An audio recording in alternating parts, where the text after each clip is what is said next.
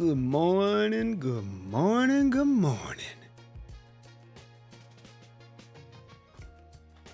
Chat, hello.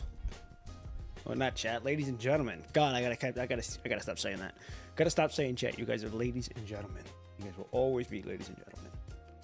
Ladies and gentlemen, hello. Good morning, good evening, good afternoon, wherever you may be in this place we call Earth. I'm your host, Bob P1. How you guys doing? Hope you all are doing well. Hope you guys are having a good week, and on top of that, it's a good day. It's always a good day. It's a good day to be alive. Glad to be awake. Glad to be doing what I do, doing what I love. And it's a big day for me at least. Big day for me, big day for content. I'm gonna be working on a whole lot of content after the stream today. Gonna be busting my ass on that all day. We're gonna be streaming, continuing with the floating record. Super excited to get back into the floating record. We're learning about Bridget right now, so it's pretty interesting about how Bridget's going right now. To the 2 people on Kick, welcome. I know we got a follower. We're at 7 followers now, so hey, we're working our way up on that. We were definitely working our way up. Dragon Destroyer, that's who followed us. So I thank you for following. Thank you for following, of course. Thank you. And then let's see, nothing else is too going on. I'm getting ready to actually upload a widget to the stream because I know people have been asking to have a no spoilers thing. So I'm actually I was actually working on that before I went live. And yeah, so like I said, big day for content. I'm gonna be working on the short film today. Hopefully I'm gonna try to get that out this weekend. I'm gonna try to get it out this weekend. We're gonna see. So I'm doing that after the stream. Be working on some things on the back end, and then after that, just gotta continue with rolling. Everything, like I said, we're moving pretty well. Everything's kind of moving on its own pace, and I'm very grateful for that at all. That it's doing that, and just gotta keep on it. So my new schedule starts Monday. That's going to be interesting on how that's going to go. So I'm actually getting things set up right now for us to get ready to roll. And I don't know how that's going to go. We're going to, like I said, I'm going to have to really see how that's going to move. But other than that, though, hey, life's good. Family's walking. Get to see the family today, so I'm all for that. So, all right, we were last on this. This also gives me a good time to get this displayed. I want to say what were they? Hold on. Let me see what the properties were. Okay. Doot.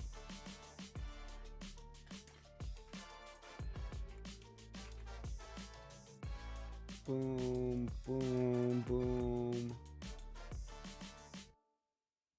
And there it is. Oh, but I don't like how it's like that. I'm gonna have to delete it. Hold up. I see it. I see the light. So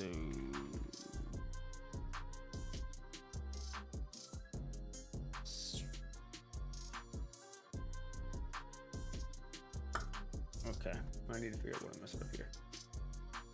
I see it, but it's not where I'm wanting it to be seen at. I'm gonna do alt. I'm gonna do this. Can I not? No, I can go this way. Okay. Hold up. I'm fixing it. I see it.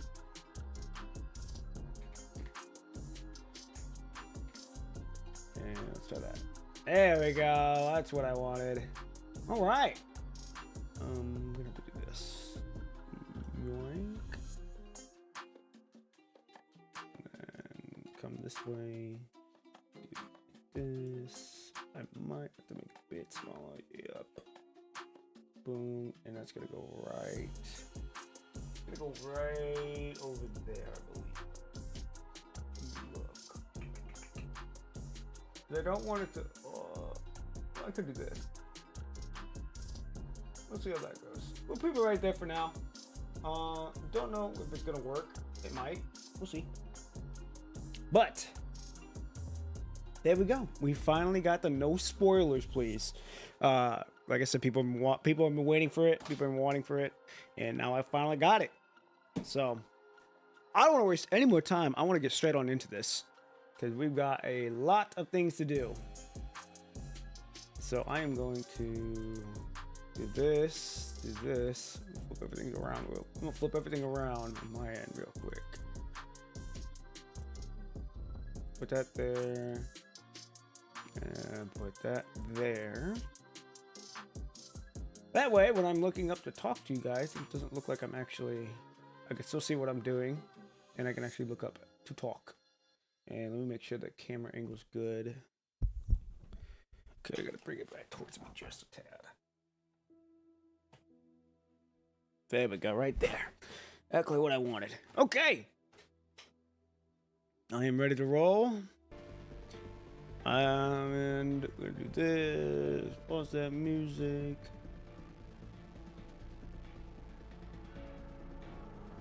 Okay.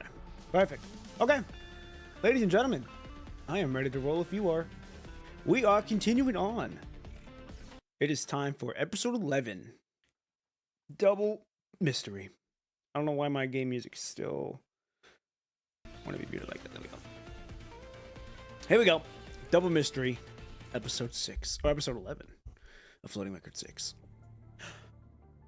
A poignant air pervades the temporary camp. Scylla's remains have been retrieved and properly laid to rest, but the knowledge of the lurking enemies keeps everyone on edge. Anji, are you just gonna stay quiet? The bespectacled researcher maintains her silence. Before the mission, as a precaution, I reviewed your background records. Born right from Babylonia's ascension, outstanding academic performance in Babylonia, joined Mining Norman Corp's Advanced Tantalium Research Lab after graduation, quickly promoted to head researcher. You have no reason to conspire with forces outside of Babylonia unless Norman Mining Corp ordered you to do so. You can trust us. Researchers from Norman Mining Corp have also been isolated on the other side, and everyone present is from Babylonia. We mean you no harm. Anji's gaze softens a bit, but she still shows no intention of speaking. I was hoping it wouldn't come to this. With an emotionless sigh, Bridget rises to her feet. Trojan, it's all up to you now. I told you before, when dealing with rats, you've got to think like one. Your rehabilitation approach won't cut it. Oh god, what are they gonna do? Trojan lifts the curtain and saunters with a lazy stride. Alright, leave the rest to me. Here's your last chance. You see, I'm not exactly known for playing nice. Seeing Anji's persistent refusal to speak, Bridget shakes her head and exits the makeshift tent. Oh boy. Any progress? Still refusing to talk. Interrogation isn't part of the support force training. I've talked myself hoarse, but she won't say a word. I could really use a beer-flavored electrolyte drink right about now. Bridget casually settles on a nearby rock and takes a long, leisurely stretch. So, Trojan. I asked her for assistance since they both are from Norman Mining. It seemed reasonable to have her conduct the questioning.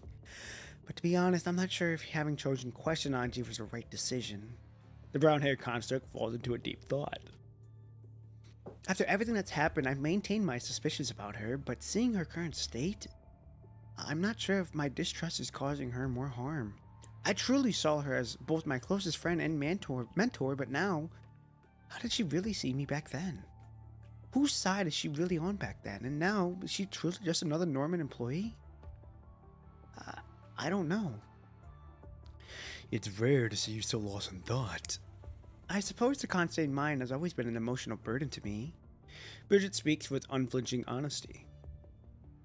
I grew up in Constant. I lost my parents at this mine, and when I tried to find traces of them, I lost even more. Hold up.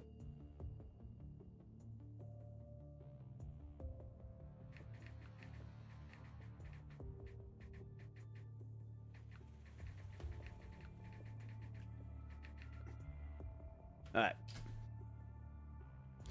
The deeper they bury it, the more I'm convinced that they are hiding something unscrupulous. That's exactly how it is. The failed constructs filed up in the laboratory just now. The terrifying blood-stained record and even that crude map that's clearly been drawn by a child, they all bear witness to the dark sins committed here.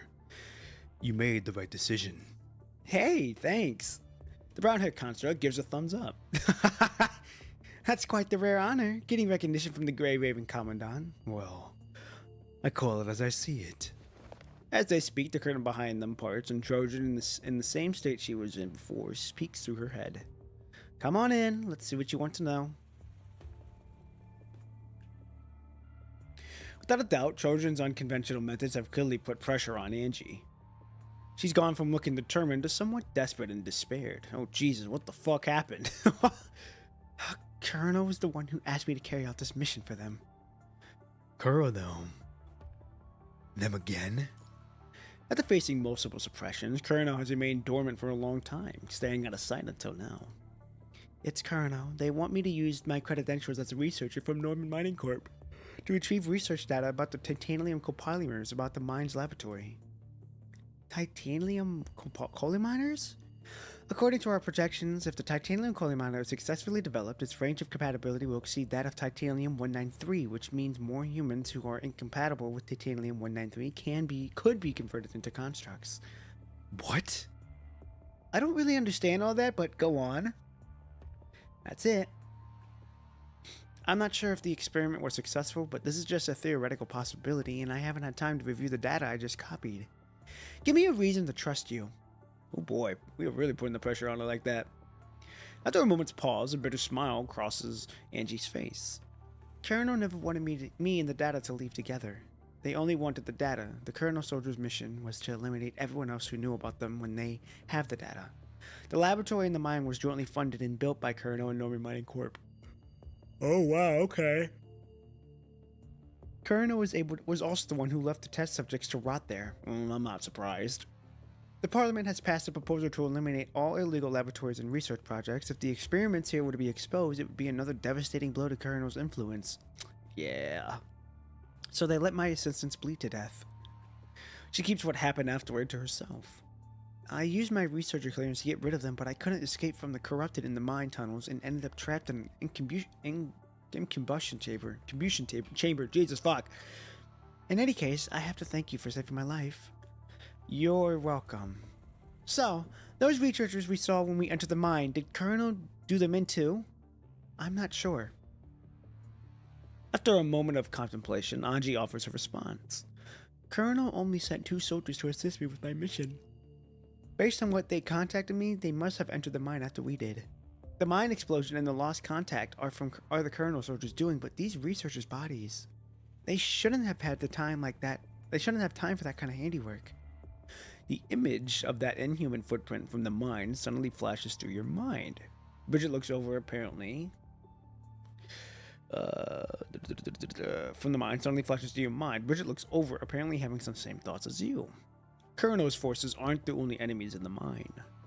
I see. I was say we're dealing with something. Not sure what, but we are dealing with something. As Bridget steps out of the tent with the files Angie transmitted, she suddenly stops in her tracks.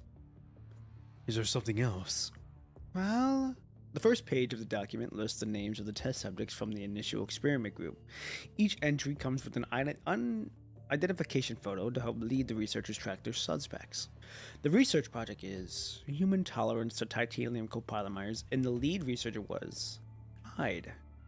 Something begins to dawn on her. As she quickly goes through the list, her eyes fall upon a highlighted name, a blue-haired construct. Oh, fuck me. I gotta know it's Trojan. Trojan? That's impossible! Her hands tremble as she frantically scans through the brief document. Likely due to the time constraints, the file Angie managed to copy are incomplete, containing only rough snippets of information. Subject, Trojan, female source, purchased from traffickers, lead researcher, Hyde. Oh boy, we are learning some crazy lore now.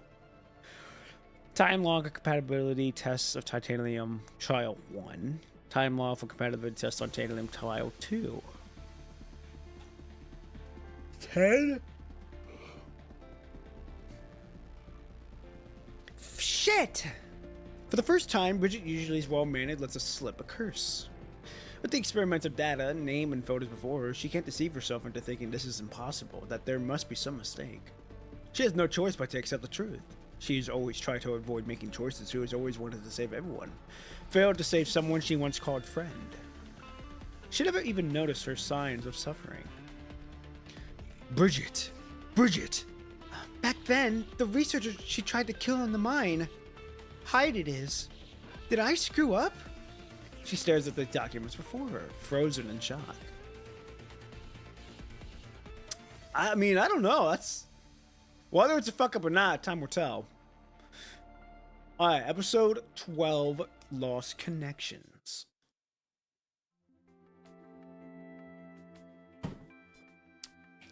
When the mission assignment meeting comes to an end, the figure shows up and stands in your way. Pop and Pete, do you have a moment to talk? As those words hang in the air, Lucia comes to a halt next to you. Hey, she's like, you ain't gonna do nothing here. After a brief nod to Lucia, you move with Trojan to a quiet corner of the camp. Is there anything unclear about the mission I just assigned? Well, there is something about what comes next. Trojan's hand traces circles in the air as she speaks and freezes mid-motion before dropping. Gradually, her tense posture loosens. What do you mean? Never mind. You're not really who I think you are. I thought you'd be more empathetic and encourage people to open up about the troubles. Never thought I'd come across that way to anyone. I see myself as a perfectly ordinary commandant, nothing more. Fine, now I'll cut to the chase. What intel did Bridget, or should I say all of you, get from Angie? She's been avoiding me all day. I tried to tried talking to Angie, but she seemed genuinely clueless. The answer has to lie in those documents she brought back.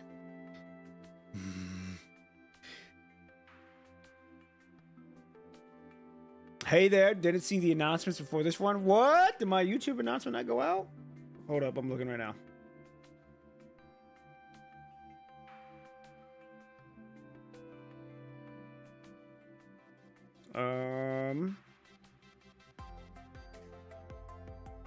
I sent it out. I just don't know if it, I don't know if it actually, I sent it out about 7 hours ago. It was a late announcement though. That's true. No, I'm getting shadow banned. That's crazy. Oh, I'm kidding. You're all good. Hey, all good. I'm all. It's all good. Don't worry about it. It happens from time to time. I didn't think. When I started the stream, I'm like, that's all right. Hey, people will come by. So you're chilling for sure. But Danny, hope you're having a good one. Good morning, good evening, good afternoon. Whoever you may be. As you see, I finally got the no spoilers popped up. I had nowhere else to put it but right there because I guess I made it so big. So it's just gonna sit there. But I might move it underneath me. But I'll let you decide and see what you think for now. And then if it needs to get moved, I'll move it. And then Botrex is still doing his own thing. He should be coming up in about 5 minutes, telling everyone to not spoil anything as well. So I finally got it. I finally got it up there. I did it early. I did it early this morning before streaming. I'm like, let's get this in there real quick and see how it goes and see what it looks like. But hope you're having a good weekend so far. My weekend's gonna be jam packed today at least. Gonna be working on content all day. I'm gonna be working on the short film. I'm gonna hopefully try to get that out this weekend. I think it's good. Doesn't seem to be covering too much. Okay, cool. Let me know what you think about the little bar, that's illuminating the little light underneath that's like basically like the frame. Let me know what you think about that. If that ends up getting annoying, I can just remake that widget and just say and have it just be blank, but have the no spoilers. So let me know what you think on it. As time goes on, if it ends up getting annoying, I can adjust it as needed. But yeah, we're continuing on with Floating Record. We now realize that Trojan was trying to kill Hyde, and it only has a typo, does it?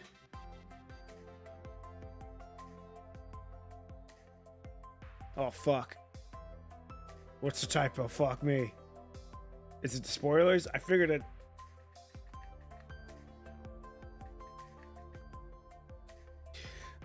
SPO. Oh, Oh, I fucking put the O and the L backwards. Fuck! Okay, hold on. I can fix that. Hold on, I can fix it. Easy fix, easy fix. I gotta go back to the... Easy fix, easy fix. I gotta go on the website again to go get it done. My scenes. Here.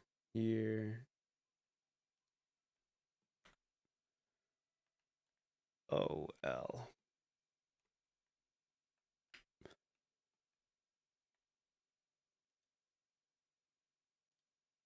Okay.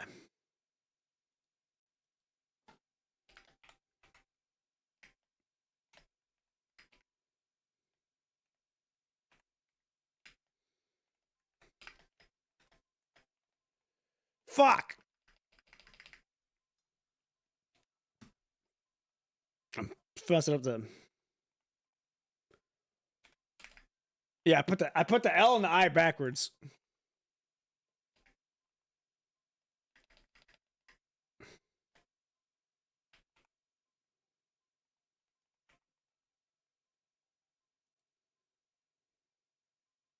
There we go. Okay, now I can save it. Copy the link. And now we gotta go put that back on.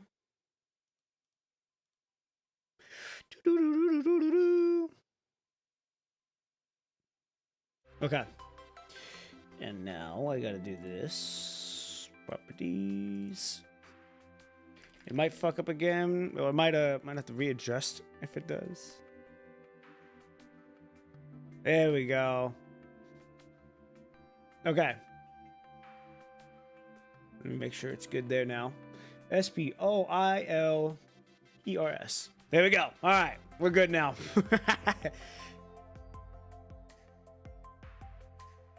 Size is not adjustable. It is. Do I need to make it smaller or bigger?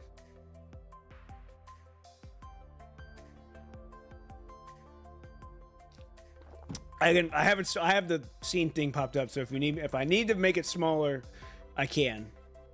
Okay, smaller.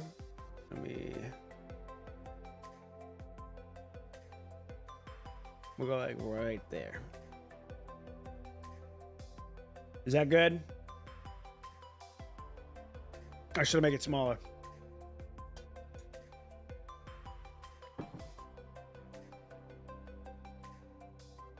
Good, perfect, sweet. All right, nice. Now it's there. It's right underneath the trackers and everything. So perfect. All right, cool. Thank you, Danny, as always, for looking out.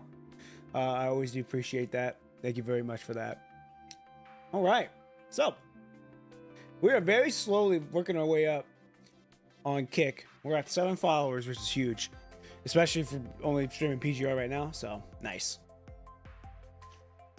All right, we're gonna continue on with the chapter, but like I said, it's a big day for me content-wise. A lot of things are moving. A lot of moving pieces are going on in the back end right now. Saving up for a couple things to get started, and then just working on the short film. So the short film should be up. I'm gonna try to get the short film out this weekend. Don't know if I'm gonna be able to, but I know I'm gonna make some good headway today with it. But that being said, though, it'll be like a double header in a sense. I'm gonna be covering both some things that happened in Leon Ford, some things that happened with Teddy's, and some things that happened with Luna's, and then putting my own unique twist on it on the same time, building my story that I'm wanting. So gonna be busy, but hey, that's what I signed up for, and this is all getting me prepped up for whenever I do go take this full time, and then I'll really have to read all my stuff. So this is just me. This is just prep work for right now. All this is prep work. So that way when I get big and I take this full time, nothing new changes. It's just I'll have more time to actually work on content when I'm able to take a full time. So super excited for when that day comes. All in God's timing. I'm in no rush whatsoever, and it's on His time. Yeah, this week will be busy for me too. Hope you can handle it. Yeah, hey, you know what? It's all good. I hope the weekend's busy. I hope the weekend goes good for you. I know you said you're gonna be busy as well, so hope you can handle it as well. So anyhow, I also moved my thing, so now when I talk, I'm not looking down like this. I'm looking up. Okay, here we go. Trojan was asking about the documents. That's what it was. Okay. Getting no answers, Trojan switches to a more tactical approach. To be honest, I find it hard to imagine. But just as she begins, something seems to cross her mind. She lets out a tired laugh, palms turned upside down. That sunflower-like fellow actually taking the initiative to use their head for once. What exactly is in those files? Life sometimes ventures into the night. Trojan catches a hidden meaning in the response. After a long silence, she softly lets out a single sentence. I always thought the sun never set in Bridget's world. That's an interesting way to put it. What made you think that? If my memory serves correctly, the first thing you said to me, or the first thing you said to her when you met her was... hello, Bridget? I'm Trojan. Trojan quickly recites her own words from before the operation, not waiting for you to speak. Yes, I remember. I know what you're talking about. I'm not familiar with her, at least not as far as my current memories go, but this feeling can't be wrong. What feeling, about the mine or Bridget? The question seems to tear through the invisible vial. Despite her extensive interrogation experience, Trojan realizes she's being led on by a simple verbal maneuver. The conversation has long since shifted from what she wants to know to what you want to know, but it doesn't matter anymore since what you want to know happens to be what she wants to know too. With this thought, Trojan opens up a little. That's insane. I forget. It's crazy whenever you try to make it subtle detail and she's able to pick up on it, and then she's like, "Oh, I see what you're trying to do here." But we have the same goal. Same difference. Both Bridget and the mind give me the same uneasy feeling. Every piece of information tells me, reminds me, actually, that our paths have crossed before. No matter how many times I search through my memories, I can't find the answer. But I guess I'm fine with not remembering things since I'm already struggling trying to get by each day. But what do you mean? Trojan turns to the side, looking at Bridget, who is busy working nearby. Bridget seems to notice Trojan's gaze, her body tensing for a moment. Instead of turning around, she awkwardly walks further away. Would you want to be a hidden bomb, that kind that can go boom at any moment? To be honest, I don't care about who I used to be, but... Trojan raises her hand toward Lucia, then pulls it back. It's obvious what she's getting at. Right? When a bomb goes off, it's one thing if it destroys itself, but it wouldn't be right for people around it to get hurt because of the explosion. I can't speak for the others, but I'm sure you know exactly what I mean since you've been through so much yourself as the Grey Raven Commandant. All I want is a safety pin. That's all. Just as you're about to speak your mind, a figure who has silently approached you interrupts the moment. Poppin' Pete and Trojan? Huh? Poppin' P, I'm here to speak with you since Cheryl has made some progress. It requires your immediate attention, though I was wondering if you wanted to head over now. Bridget and Trojan face each other, their voices gradually trailing off until only a wordless gaze remains between them. God, these two do not want to talk to each other. Trojan is the first to break the silence, raising both hands in mock surrender. All right. I'm not going to probe any further. Let's just drop it here. This is starting to feel like some cheesy drama scene. It's getting a bit too awkward. Let's go and check on the Cheryl. Wasn't there something urgent we needed to handle?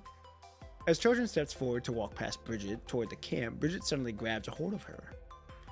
Trojan, you didn't do anything wrong. Huh?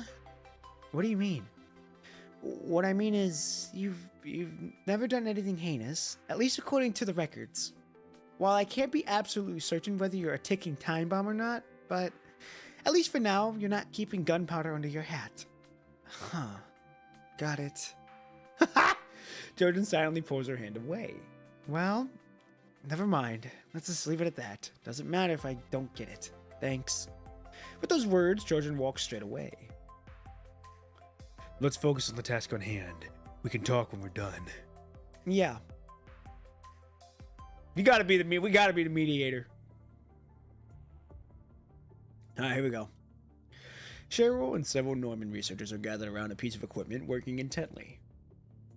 And the progress you're talking about is...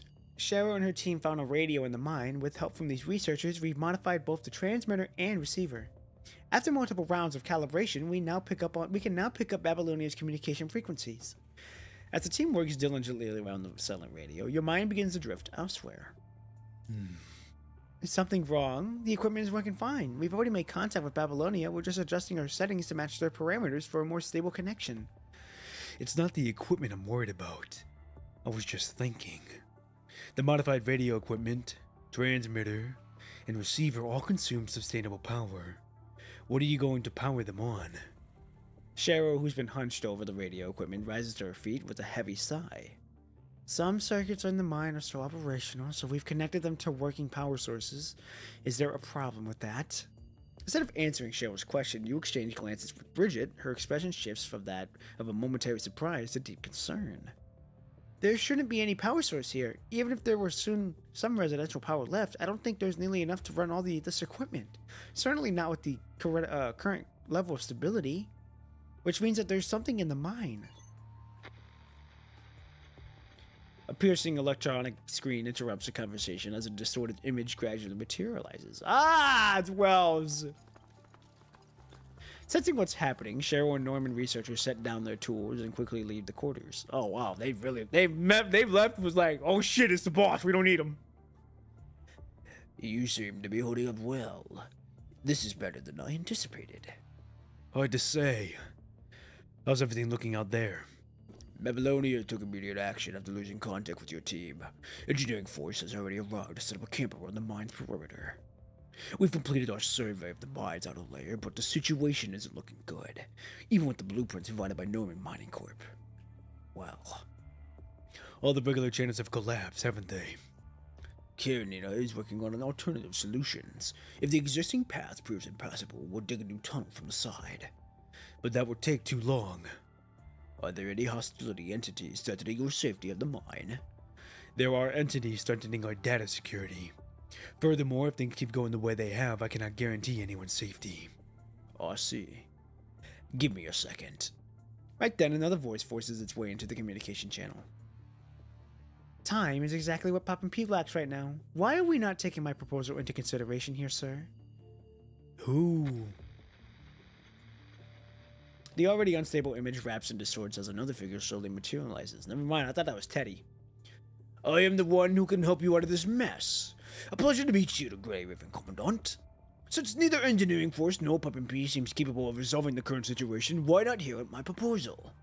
The voice pauses for a moment, and their gaze seems to pierce through the distorted video feed, reaching all the way to the mine shaft behind. Despite the poor visibility, there's no mistaking the searching and eager intensity in their gaze. The mine shaft blueprints and Norman Mining Corp corporations possessed are actually incomplete. After all, Colonel is the one who truly lives and operates in these underground facilities. We possess more detailed and comprehensive information. Perhaps some of us could help. Support force and you, Grey Raven Commandant, find your way to safety. At what cost, though? Whoa, easy there. You're a distinguished figure in Babylonia, Commandant. And we go, whoa, hold on. We go way back, motherfucker. I don't even know who you are.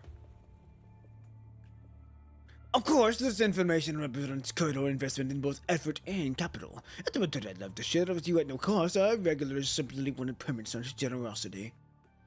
And your point being? Ah, very well, very well. I suppose life underground has made you rather tense. I was merely trying to lighten the mood with some pleasantries. Rest assured, we don't need much. Just a small piece of information will suffice. Yeah, you want the files that we've got. Motherfucker, I don't know if we're gonna give that up. Alright, here we go. Episode 13, Alternate Solution.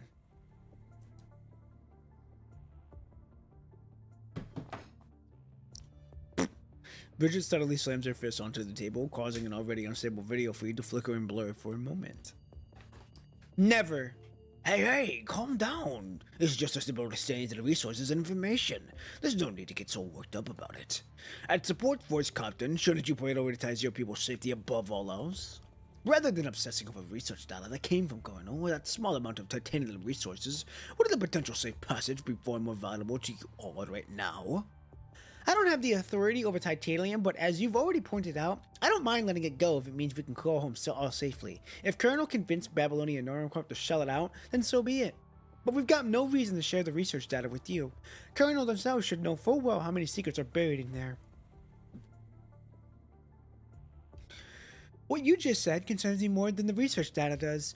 What exactly is Colonel up to? My apologies. Being vague during negotiations is indeed a bad habit. Which statement are you referring to? While there might be a secure escape route, there's a high probability that a few individuals may perish due to unexpected incidents during the evacuation. Let's not dwell on it too much and withdraw as soon as possible. Bridget recites these words with an ice cold tone. What are you getting at? What exactly are you trying to say? The figure in the projection forces out an awkward laugh, clearly caught off guard by someone with the guts to openly question their deliberately ambiguous statements that are usually left unaddressed. I mean, it's Bridget. You ain't gonna let nothing slide on her. After this exchange, the counselor's tone loses all pretense and friendliness and turns hostile. I have no idea what you're talking about. What do you think? These mines are some kind of pleasure resort? Anything can happen when you're in a place as dangerous and as complicated as that. Especially those researchers who spend all their time in labs and rarely exercise. Pretty sure they're the first ones to lose their lives in sudden accidents due to slow reflexes, no? Bridget's face contorts with fury as these words. Why don't you just name Angie or whoever else you want? When we retreat, I can help make sure they all stay behind in the mine. How does that sound? Oh my, what a cruel thing to say, Bridget. You think you're a support force captain. How could you ever suggest something doing so outrageous? Angie is a valuable talent of Norman Monica and a precious asset of Babylonia. I'm sure Cohen wouldn't just stand by idly if something would have happened to someone so important, would they? Of course, we have to save everyone we can, but there are times when we're powerless, and when certain accidents happen, there's nothing we can do about it, right? Bastard! Cassetta! Hello! I see you managed to implement the disclaimer. Well done. Yes, I know. I finally did it. I did it earlier this morning. I'm doing well. I'm doing pretty good. I hope you were doing well. The weekend just kicked off. Gonna be busy with content this weekend. I'm working on the short film after the stream. Gonna be working on a lot of things on the back end, on content wise, getting things prepped. So a lot of prep work, a lot of content getting made, but I'm enjoying the process all the time. And then hopefully when I'm done with my short film and done with what I need, just relax, get on Battlefield 6 with the guys, because we've been playing that a lot lately. We played that last night, and then yeah, just enjoying the moment, enjoying my time doing content, spending time with family when I can. So it's really fun. So, but I hope you're doing well. Hope you're gonna have a good weekend as well. But yes, I finally did the spoilers. I knew it was time to finally get it, and I had Danny help me adjust it to where it's not too big, not too small, so it's just in the right spot. I was gonna put it underneath me, but I'm like, I don't know if that's gonna work. So I ended up putting like right underneath the YouTube tracker and Kick tracker. You're just in time. We're doing. We just started episode 12 of Bridget's chapter. Pretty interesting so far. We're negotiating on how we want to get out of here, but I don't think we're going to give up the documents that we're giving here. So it's going to be interesting on how this is going to play out. But anywho, let's get back into this now. A bitter laugh escapes Bridget's lips as she barely contains a cold sneer between clenched teeth. Bridget. Say, we were hoping you'd be able to share some actual solutions with us, sir. Since we have the Grey Raven Commandant with us, perhaps we could arrange for a smaller accident? What do you say? Out of the question. I have never and will never make such compromises. If I take one step back, you will make me compromise again. I don't care how you slice the cake, but everyone who remains has to stay alive. And if you two think you can get something for nothing, then we have nothing left to discuss. That being said, Babylonia isn't the only party behind this operation, is it? Shouldn't you consider Norman Minecorp's opinion before making such decisions? What of the Grey Raven Commandant? I don't know who that is. No, that's got to be Teddy. That's got to be Teddy, because I know she was with Wells as top of that, so this is gonna be Teddy here. Whatever Grey Raven Commandant decides to do, that would be our decision too. After a burst of static, another person joins the communication channel. Oh, it's Victoria. Never mind. I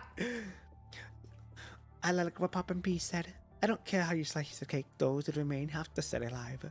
Norman Mining Corp has always been a family that prioritizes employee welfare over corporate profits. We can overlook minor gains, but for the safety of our employees has to be guaranteed. The console in the video feed now lets out a bitter laugh, obviously infuriated. Victoria! I feel like I could see exactly what's going on through the mind, even though the screen. Employee welfare over corporate profits. Oh boy. This is not a stance you took during your previous discussion. Previous discussion? I thought someone was just trying to say how we should make ourselves clear during the negotiations, no? Norman Miner Corp is a vast enterprise with countless verbal agreements and written contracts. I can't possibly keep track of every single detail. Regarding the mining operation, Norman Mining Corp did indeed have prior contact with Colonel. However, since this is the concern of industrial we've previously collaborated with, preliminary preparations were simply standard procedure. After a moment of silence, the council quickly regains posture and speaks with measured emphasis. So negotiations are off the table then. Don't forget, you're undoubtedly involved in the death of Mr. Scotch, who was not only Norman Hiker butler, but also the family to all of our brothers and sisters. As those words hang in the air, the counselor in the projection straightens his posture. The counselor knows full well that the mere utterance of these words leaves no room for further negotiation, no matter how much Victoria values Sketch the butler. Very well. If that's how it is then this is where the deal comes to an end. I deeply regret this outcome. You see, without Colonel's support, the mine will only become more dangerous, not less. It would be a shame if an accident were to occur and all the death toll exceeded our expectations. Wouldn't you agree, Commandant? Without waiting for a response, the counselor promptly terminates the communication, their holographic image vanishing instantly. Dude thought he was some badass by doing that. Good morning, Devlin. Good afternoon, everyone. Oh, okay. And me butchering the words. I'm like, what am I saying? Shark Fade, good morning, good evening, good afternoon, wherever you may be. Hope you're having a good one so far. How are you? Hope you're having a good weekend. Glad you'll be able to catch the stream. Hey, all good. Hey, I'm like I said, these will continue to move on. I'm gonna stream no matter what. And I know the vibes are going to do their work on top of that. So I know, hey, it's all good. It's all good. Glad to have you here. Glad to have people. Glad to have everyone here so far. It's been fun. So it's been a lot of fun doing this. Been doing it for a minute now. So hope you're doing good, man. Hope you're doing good. It's gonna be a good stream as always. We're hoping to make some really good headway into this chapter. So, and we have the no spoilers up from courtesy of Consenta making the proposal on top of Longboard making the proposal. So we finally got it up there. So now, if we get any new people, if we get veterans that are in here moving forward with streams, they go, no spoilers, please.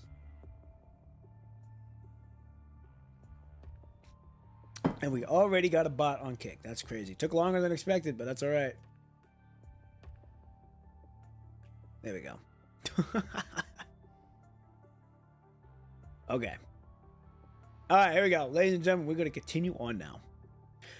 Without waiting for a response, the counselor promptly terminates the communication. There we go, the part. With this, Bridget slams her fist on the table once again. Wells, who has remained silent this whole time, seizes the moment to speak, dispersing the thick tension in the air. You made the right choice, Bridget. There is no need to be frustrated because of you. Just because you hold yourself to higher morale standards. Let's try to be more practical here. Victoria, do you have any additional intelligence from Norman Mining Corp? As much as I hate to admit it, in this particular matter, Norman Mining Corp simply cannot offer better terms than Colonel. The most I can do is provide auxiliary support. Norman Mining Corp has already dispatched an integrated team of geological surveyors and engineering experts under our coordination. Let's proceed with Karenina's original plan then. Could you hold out, Papa P? I'll take it from here. Contact me immediately if anything changes. Wells nods and disconnects from the call. On the other end, Victoria gives a courteous bow before her hologram fades away.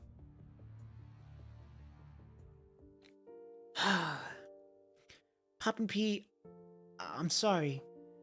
Was I being a little too reckless? Why apologize for doing what any friend would do? With a smile, you pat Bridget's shoulder and speak softly as she gradually gains her posture. Hey, this is what we're here for. This is what Big Dog's here for. Come on. We've got plenty more to do. You brief everyone on the intel while I go look for Angie.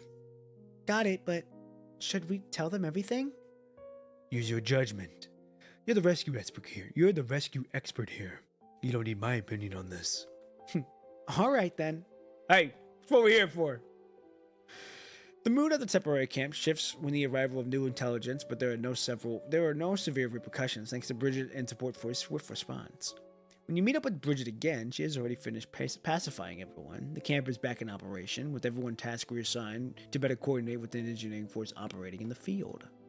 While the situation hasn't never dealt with something out of an emotional blow, everything remains under control. Pop and P, how's everything looking there? I just finished briefing her. She might need some time to process everything. Angie sits before you, clutching her arm with one hand, her face drained of color. Did they really say that? They really want me dead ASAP, don't they? ASAP Rocky! It may not be that obvious, but given what's happened before, you should be well aware of your situation. Well then, I'll hand over everything. Just, please, spare my life. Angie bites her lower lip and trembles as she shrinks back toward her luggage. This is a Norman Access card modified by Kurino. With this, you can find what you're looking for on your own. Wow, she's actually giving us the card. Instead of taking the card, Bridget fixes her gaze on Angie with intent. We'll protect you regardless, Angie. Pop and P and I didn't bring you here so we can scare you soulless. We're not Kurino, and you don't have to be either. We're all survivors now. We should be in this together. Okay, hey, you know what? She may have had a rocky start, but you can always redeem yourself. Take it easy, all right? Angie's lips quiver as she struggles to speak. After a long moment, she lowers her head slightly and reaches onto her backpack, retrieving some patches. She hands the patches over to Bridget along with her own hand. What are you doing? These are prints of my fingerprints and palm patterns. Along with my expertise, and I'll cooperate with your operations. Hey, see what I mean? All it takes, you just need a little kindness. Kindness goes a long way, ladies and gentlemen. If all they need was an access card and a palm print, they would have just cut off my hand and done everything themselves by now. Thank you for trusting me. I'll do everything in my power to keep you safe, Angie. Angie doesn't answer, but gives an empathetic nod instead. All right, then. Just as Bridget is about to stand up, a figure darts into the room. Commandant, we've got a situation with Cheryl. What's wrong? Cheryl has been working on something following that lead ever since you mentioned the power issue. Just now, they detected a momentary blip in the vital signs on the radar. The signal's amplitude differs from both those of human and construct. Cheryl suspects it might be equipment malfunction and is attempting a second scan, but I don't think that's necessary. Commandant, your judgment is correct. There are people in the mine besides Kurino and support force. We should move out now. Who's here? Maybe the Ascendants? Bridget. Roger that. I'll make the arrangements right away. Oh, this is gonna be interesting on who the fuck's in here now. Here we go. Episode 14, Hidden Secrets.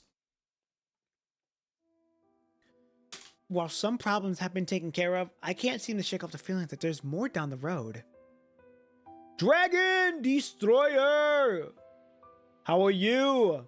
How are you? Good morning, good evening, good afternoon, wherever you may be. Hope you're having a good weekend so far.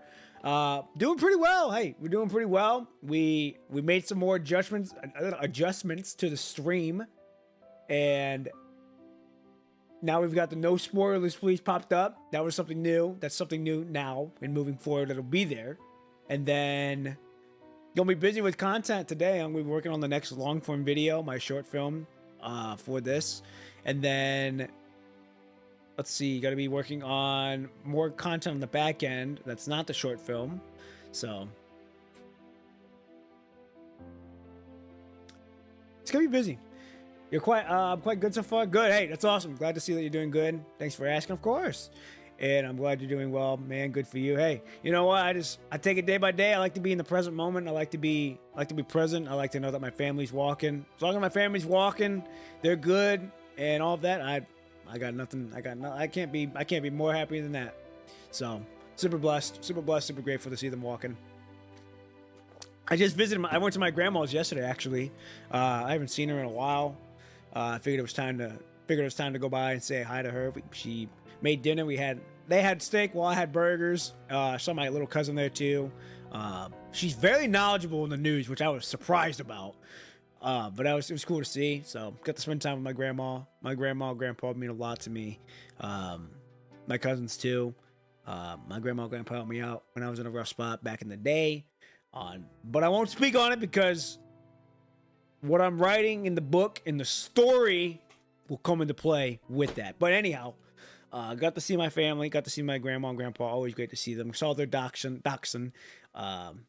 And we have a dachshund as well, but she's more of a lovable, cuddly one. He's more of a scaredy cat, but it was good to see them. I'm always grateful to see them anytime I go by. So I'm glad you're having fun. I hope they all continue to do well and bless your family as well. Hey, all good. I appreciate that. I really do. Thank you. I bless your family too. I hope they do well. I hope they're doing well for you. So it's been a great, like I said, it's been a great weekend so far. Friday kicked it off pretty well, and then got on with the guys. My brother, my friends, we played Battlefield 6 last night. Tell that. So, like I said, I'm very grateful to be in the situation I am now. Like I said, I don't take anything for granted. Any of the time that I spend with them, I don't take for granted because life is very short. Life is really, really short, and I want to get as much memories from them as I can while they're still here. And I'm a young buck. Like I'm not like I ain't no 30-year-old dude. Like I'm a young buck, like early 20s still. So it's like. I just want to spend time with them as much as I can.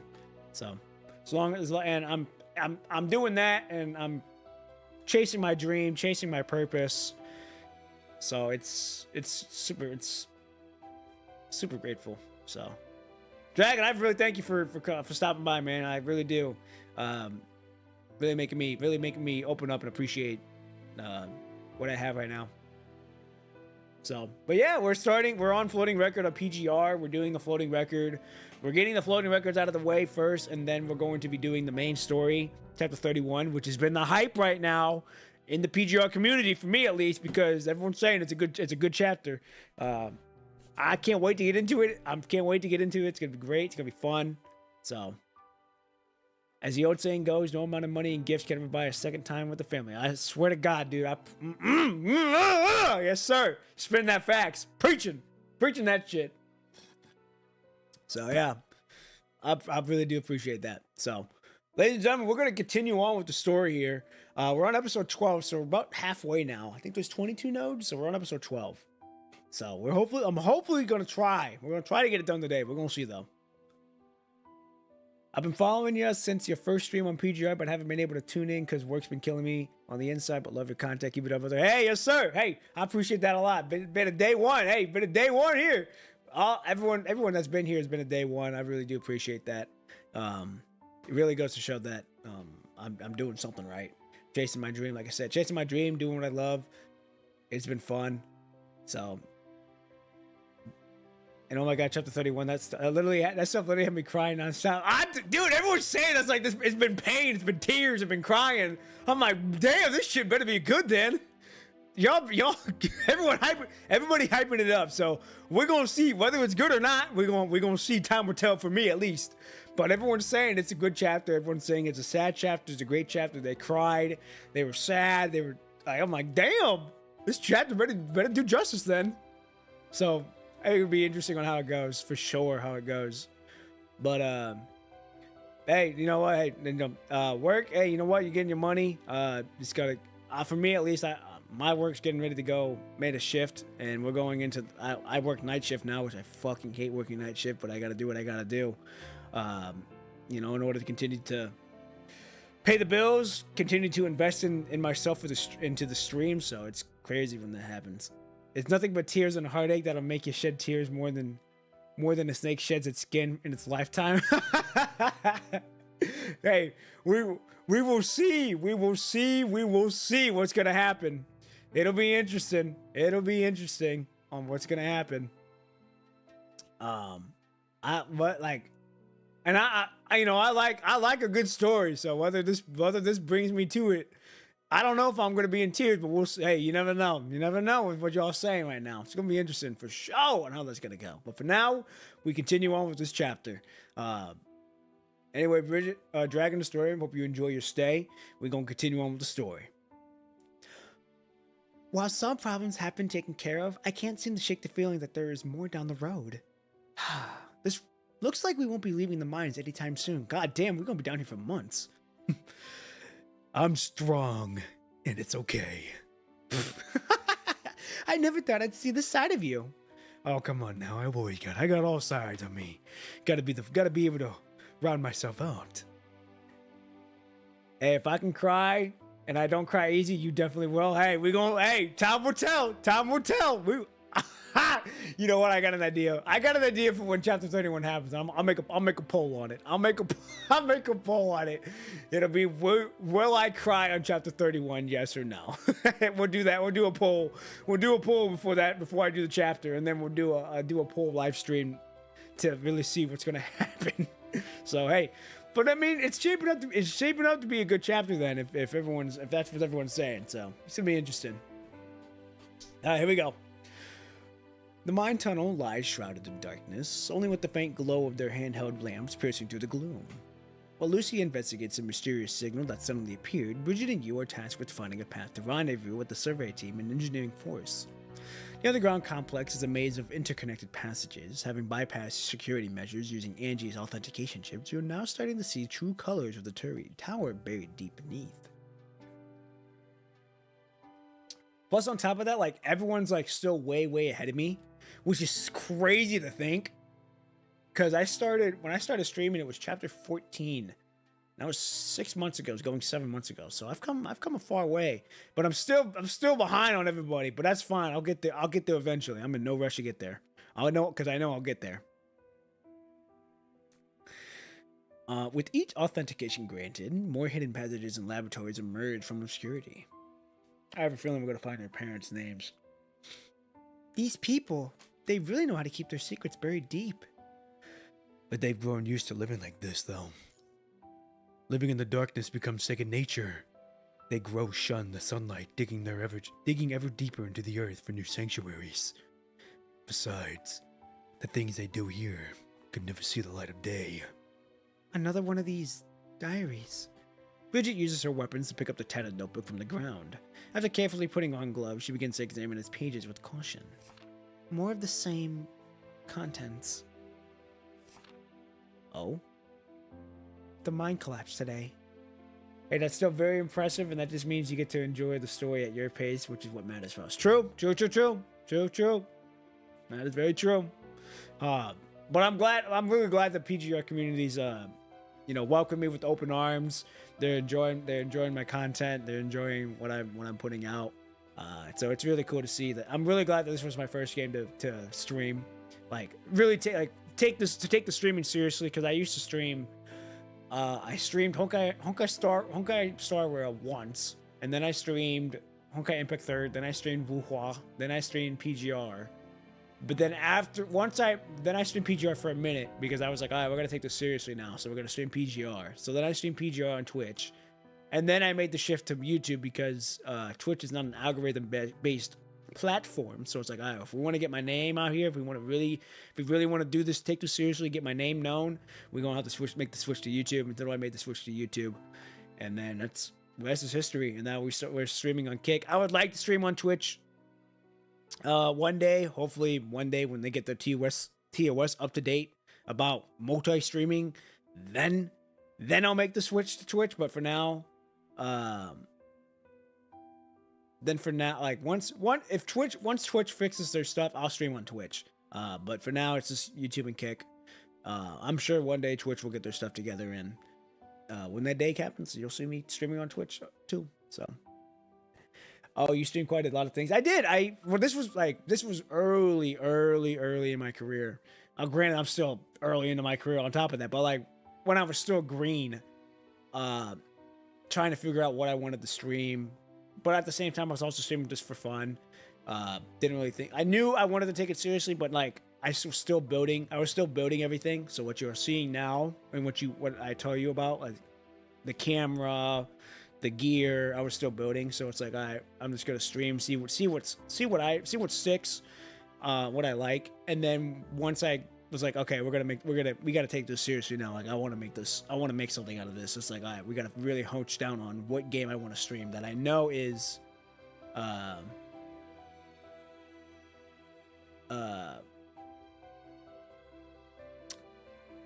knew I wanted something. I knew I needed to do something for how I wanted to go. So I didn't know you tried Wuhan either, and I'm surprised you didn't remain with Starville. Oh, your stuff is easy to farm. Oh yeah, 100%. It's easy to farm views. Whether I go back I know I'll go to them like eventually, whether it's, you know, maybe a year from now, 2 years from now, 3 years from now. Eventually I'll get to them. But for right now, I want to continue to build the story that I'm wanting, because it sets everything up. When I tell you, I'm like, I have the vision for where I see this channel going, what I have planned for the story that is like on top of the short, like what I'm like the short films that I'm making on top of me building the story that I am building right now with my channel. It'll be interesting for sure on what's gonna happen. But everything I'm doing now, the story that you will see unfold sets things up very nicely for future and keeps me future proof for a long time. And I can't wait for you all to see it get built and continue to water the plants like that, because the day that happens will be such a fun and surreal moment. Hoyo games have always been pretty easy to farm views since Genshin, but I think it's more so a matter of which games you enjoy more and also just streaming what you love. True. I no longer play Hoyo games currently, so all good for me. Oh yeah. I don't really play Hoyo games that much. I don't really play Wuhua. Like when I tell you I only play PGR right now, like I play really PGR. And then like the games that I just get on with the guys with. But what I stream is what I stream is what I play for right now, just because I want to be, when I play a game, when I stream a game, I want to be immersed in the game. I want to know the lore, I want to know the story, I want to know the characters, I want to feel that connection, because games are there to be fun. Games are there to make you feel something, and that's something I've always done. I played games ever since I was a kid, and I thank my mom for introducing me to games. It's been such a very surreal moment, but the story, like I said, the story that I am building from this, you all, like I said, you all we're gonna be in for one hell of a ride. I finished the story. I wouldn't say I finished it, but it's like I've got the acts ready to roll. It's just now I have to execute on these acts, and it'll take some time because, like I said, a lot of things are getting built. A lot of things are getting done behind the scenes that you guys won't see for a fat minute, just because I want it to be up to par with what I'm at. Right, I want it to be up to par standard wise, and right now it's not there yet. But when it does, and I showcase it to you, I shit you not, I cannot wait to show you all. It's gonna be such a fucking surreal moment, and you guys will know, like, oh, like this is actually happening. This is really happening. I can't wait. I cannot wait. I cannot wait. But I gotta be so patient. I gotta be patient. And no, it's all in God's timing. I've been so invested into PGRs of late. I've even managed to convert my non-Kerbot friends into PGR players, and they've been having a blast. I would just say, like, if the game's fun. It really is. It's fun. The community's awesome. Like I said, the community was the biggest one for me when I was streaming this, because I was like, okay, when I wanted to stream, it's like, what's a game that I know is huge, like that's not well known, but has a huge following and a really, really respected community, and it was PGR. I was like, okay, we'll stream PGR. Like it's because when I was looking, it's like it had 22,000 followers on Twitch, and not a lot of people were streaming it. It's like, okay, I found my blue ocean. I found my blue ocean and the red ocean, and look how it's turned out. It's turning out great. It's continuing to turn out great, and I'm super grateful that I took the opportunity. I honestly have a lot of respect for parents who support their kids in the gaming world, especially since I practically lived through gaming. I became into dude. I mean, as a kid, me and my brother and my little sister, for that matter, all played the PS2, and my mom played the PS2 with us. I vividly remember she helped us with the Chicken Little game from the PS2. I don't know if y'all played the Chicken Little game on the PS2, but there's a scene in the game where you have to almost do like you have to match the tone, like you have to press the right X, square, circle, triangle in the baseball scene so you can hit it, and we couldn't do it for the longest time, and we literally had our ma help us out, and she enjoyed the hell out of it. And then we played XXX Tricky. She loved that game. She absolutely loved that game. And we would all play it together. So a lot of fond memories, and a lot of fond memories, and it all came from gaming. So I grew up with gaming. I'll continue to play games because it's who I am. It's my identity. It's what I love.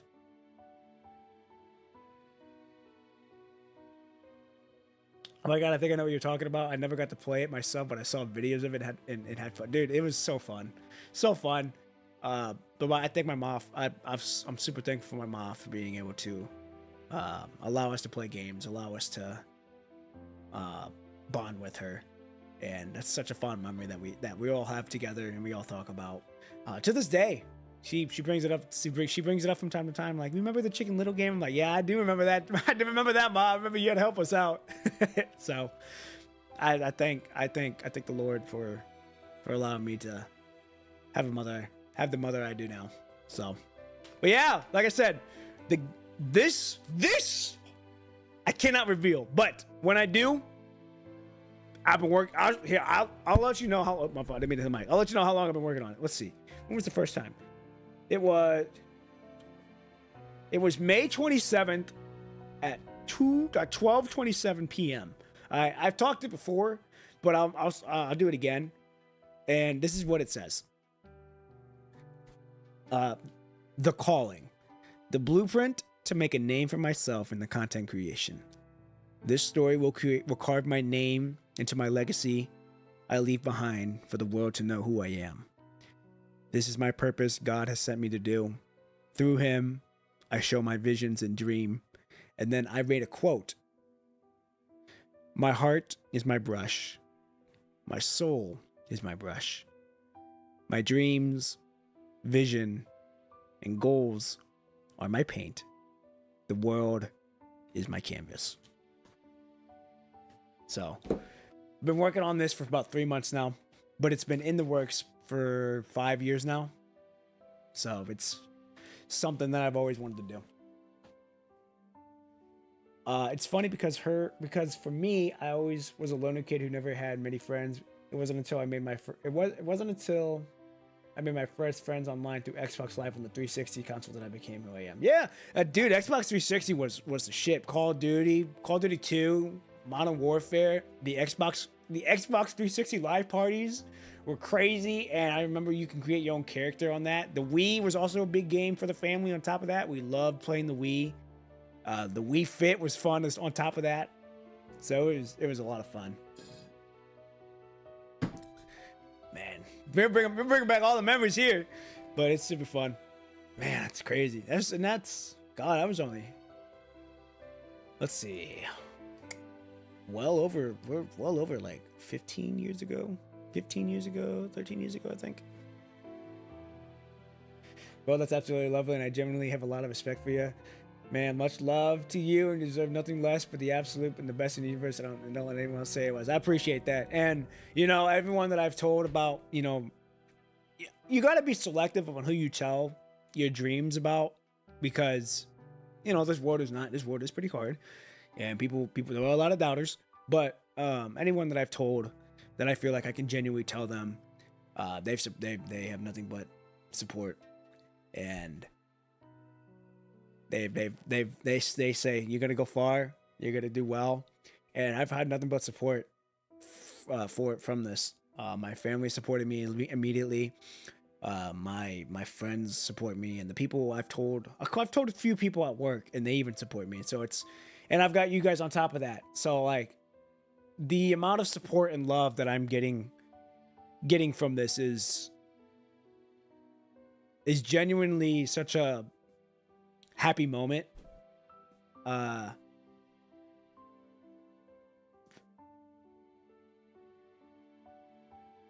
It's just been it's been nothing but happiness, and I thank the man upstairs for that. I truly do. Since he's showing me this, and through his eyes, I'm chasing my dream. So it's such a surreal feeling. There's an old saying I once made up and told my family many years ago that was like this: you receive what you give. You receive what you give. And my mom always told me to be kind. My mom always told me to just be me.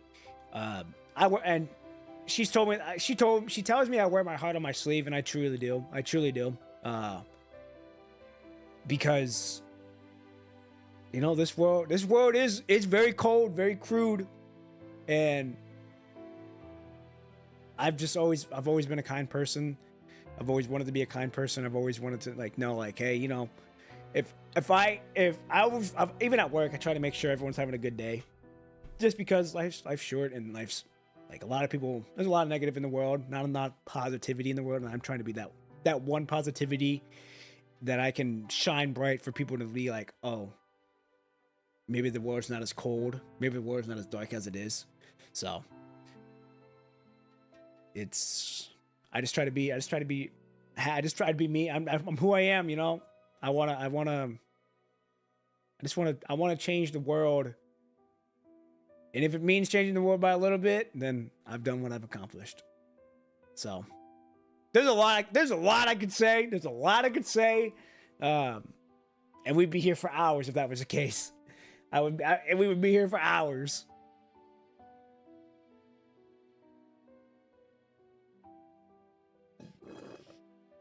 Positivity may not exist everywhere, but it sure ranks up there with money, oxygen, and love. Yeah. Oh man. I thank you guys. I thank you all for being here so much. Allowing me to, you know, be open up and be all like open up and talk about this stuff. It's really cool. It's really cool to see. And like I said, we're only gonna be bigger. And I wrote in my own personal journal saying, like, you know, I've manifested it. It's like I'm gonna be well known. I want to eventually. I had goals. Like I want to go to TwitchCon, but like I want to be someone. I want to be like one of the creators in TwitchCon, so that way meet and greets happen. I want to be able to go on a podium, go on a stage, and just talk about stuff. So I would say, I want to do that. I said I would. I said I will go to TwitchCon to do that, because like I said, I see myself doing this. I see myself being big one day, and the million. And the other thing too is that the $1 million idea, whatever $1 million idea you have, stick it and have it. And this is my $1 million idea.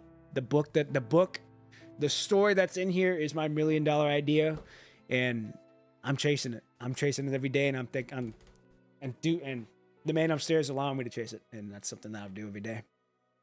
Well, I'd say you changed one person's life for better already, man, and that one person's life is mine. Thanks for your blessings in the world. Hey, I truly, you've changed mine. You know, everyone here has changed my life and contributed to my life to be better. And there's a saying that Kobe Bryant said. It's like, for him, it was more of everything he did for him was to try to help him become a better basketball player. For me, this is everything that I'm doing is to help me become a better content creator, become a better storyteller, become a better cinematographer, a better streamer. So it's super cool. And having y'all here, having the resources that I do, it's super, super, super grateful. There'll come a day, there will come a time. Yep, all in God's timing. All in God's timing will that day come. And trust me, once you get to that point, I'll be sure to make your face meet and greet ever if you do. No, don't go broke. Don't do that. Don't do that. I appreciate it, but don't do that. I don't want to make anyone do all that. Like I said, it's just something that I see myself really, truly doing. And I talked about it before, but the people who have been here since day one, I'm gonna get a badge, like a founder badge. I don't know what it's gonna be yet, but I'm for sure getting a founder badge. And the people that have been here since day one will get a badge. So that way, whenever I do get big, and let's say, I don't know, I get big one day, we have a lot of people, someone from the founder badge shows up. It's like, this dude or this lady was here since day one. They've been here whenever I was at like 4 viewers, 10 subscribers. They were here for the long haul. They stuck it, and they are here.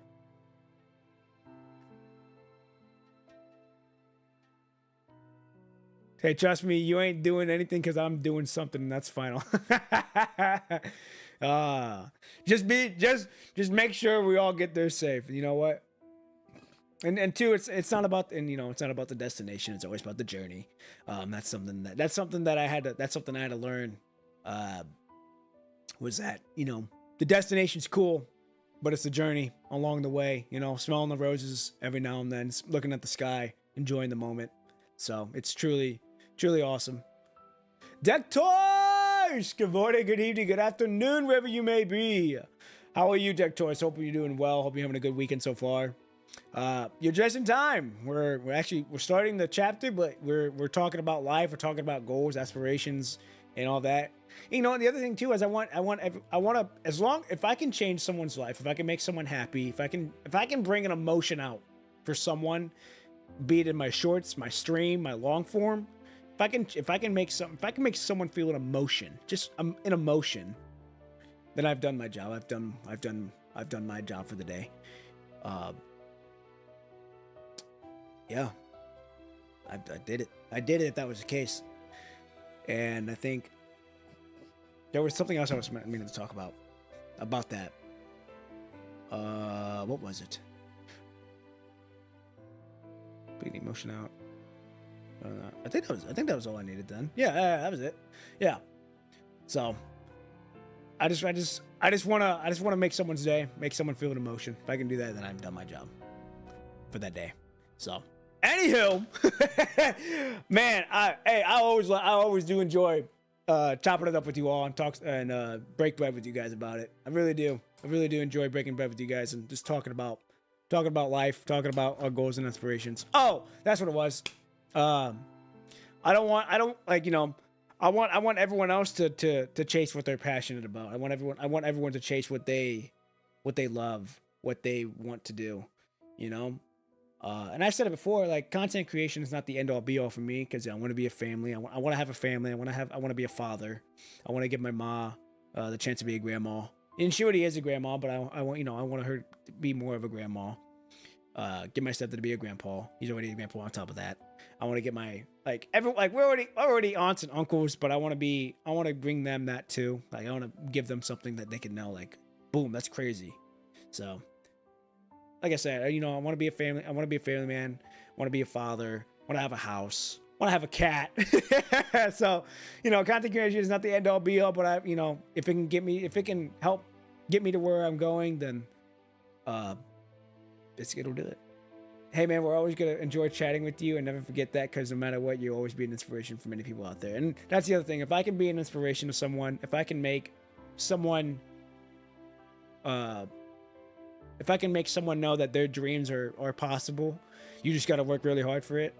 There are going to be a lot of days, and like, this is not easy, but this is something I enjoy. Like, I've working on the back ends of content. Like, I've been staying up real late, 4 o'clock, 3 o'clock on days, still going to work, still doing my job, but I'm enjoying the process. But if I can inspire someone to continue to chase their dream, what they're passionate about, be it their job, be it their hobbies, be it whatever they are passionate or chasing, to do it. I just want them to be able to chase that, to keep on to the inspiration. To quote the movie from Will Smith, if you have a dream, go get it. Don't let anyone take it away from you. So that's something I hold dear. You have a dream, chase it. Don't let it go. Don't let it go, because those dreams are pure, and they should continue to be pure. Just doing some story right now. My black cards increased from 1 to 31. Yo, you were low on black cards. That's insane. You gotta hurry up. Bianca's coming out soon.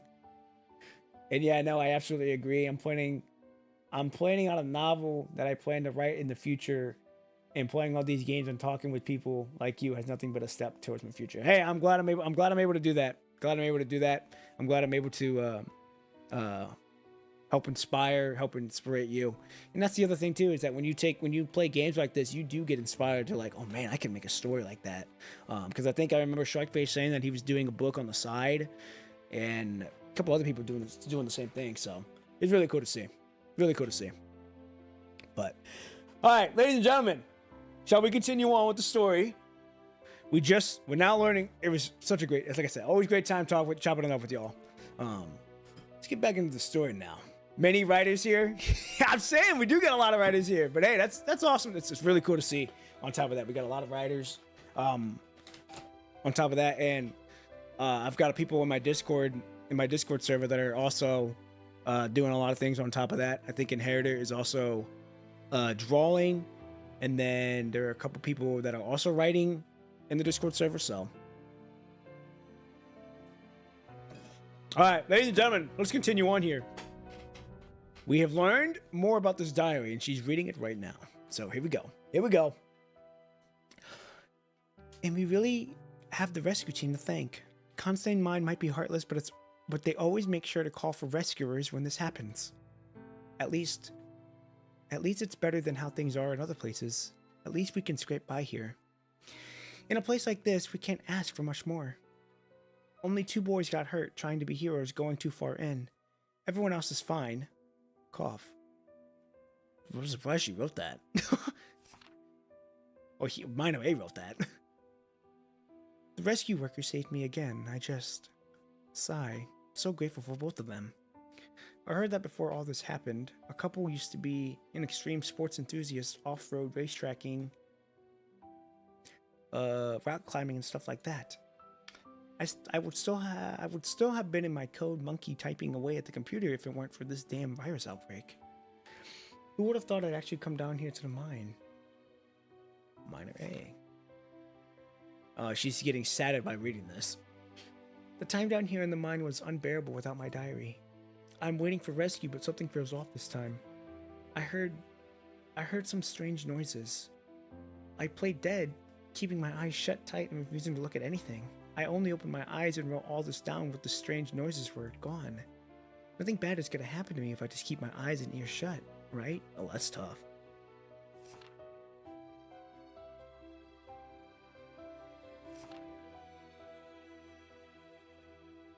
Damn. The rest of the diary is blank. I'm pretty sure the guy ended up getting rescued. Yep, pretty sure that's the case. The 2 rescue workers mentioned in this diary, they've got to be my parents. I kind of figured that they were going to be the parents of her or very close. They once told me that they were extreme sports guides and that they'd ventured through the desolate wilderness and treacherous peaks before the punishing outbreak. They once promised me that they'd take me to all these beautiful places once the punishing was gone. Are you alright, Bridget? Oops. Don't worry. I got a little carried away back there thinking about my parents. I'll make sure to travel all these places they've been to and see what they've seen when all this is over, though. Care to join me when I'm ready to do that? Oh, hell yeah! I got you, girl! I'm with you! Hey, let's go! Of course. I'd love to. Then it's a deal. Mind you, though, that it's not going to be easy, and no, I don't want to hear you complain. Don't worry. You won't get anything from me. Oh, there's something here. As the searchlight sweeps across another darkened control panel, Bridget places her access card against it. After a moment, the long dormant panel slowly flickers to life. It's weird. I mean, who's been maintaining the power system this entire time? Though everything appears shrouded in a vial of decay, it seems that with the right key, the world behind these stone walls had begun to slowly show itself. With the access card verified, the laboratory lights automatically activate. Harsh white floods down instantly, almost blinding bright. Ah, who's there? The soft creaking sound echoes to the room. Ah, over there! Above, a security camera with the blinking red light slowly pivots. Is this a monitoring room? The monitoring room isn't on the map. This is when it hits you that something is off. Without a moment's hesitation, Bridget raises her gun and takes a precise shot at the security camera. There's another one! The surveillance camera comes crashing to the ground. Could someone be controlling these from the monitoring room that wasn't on the map? Bridget crouches down to examine. the shadowed security camera more closely. It's a motion sensing camera. It probably only turned on us when it detected our presence. We need to exercise caution at the same, though. Yeah. This unexpected incident has heightened the tension in the air. Having copied the research records from the terminal's control panel, the two of you quickly make your exit from the laboratory. Oh, what is this music?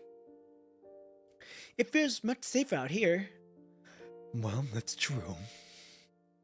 Though the mine tunnel is darker, its narrow confines somehow feel more secure than the starry exposed laboratory with its harsh white lights. Nice reflexes back there, Poppin' P. Hey, I gotta be nimble. I'm good. This is no ordinary feat for a human. Good job, Commandant. Ah, Bridget, you're too kind. You're too kind. Task Force really is full of talented people. Well, given what you're capable of, you should have no trouble joining Task Force. Well, they've been telling me to apply for Task Force since we finished the boot camp. But I've always felt like I don't belong there. Task Force is great, fighting on the front lines with the best frames available and everything, but if everyone joins Task Force, who's going to be there to support them? This is true. I'm not saying Task Force is bad or anything, it's just... You're good, I see. Someone has to be there to help them, right? Everyone has their own path to follow, and my path has never been with Task Force. I don't blame you. Are you sure you don't want to join the Task Force? The conditions there are better than the support force. Your training data qualifies you for Task Force. Are you sure you're not going to sleep on it some more? Nope, and I'm sure about that. I chose support force. Whoa, what are you even doing here doing so well? I mean, why aren't you in Task Force? They're always the first ones you get new research results and frames. This place is great too. We get to operate heavy vehicles here. Task Force doesn't have as nearly many vehicles for everyone to drive. She's just there to have fun. The old timer would always tell me that I flushed my talent down the toilet, but I've never been fond of making choices, but never have I regretted joining support force. Hey, as long as you have no regrets. The scenes within her mind shatter into pieces, then slowly reconstruct themselves. Oh, what is this? If she truly had weighed her options back then, the young girl, she would have accepted compensation from Norman Mining Corp and lived out her days in some conservation area. If she had made a calculated choice not to become a construct, she should have joined the task force, earned more merits, risen to an elite squad, and gained more authority.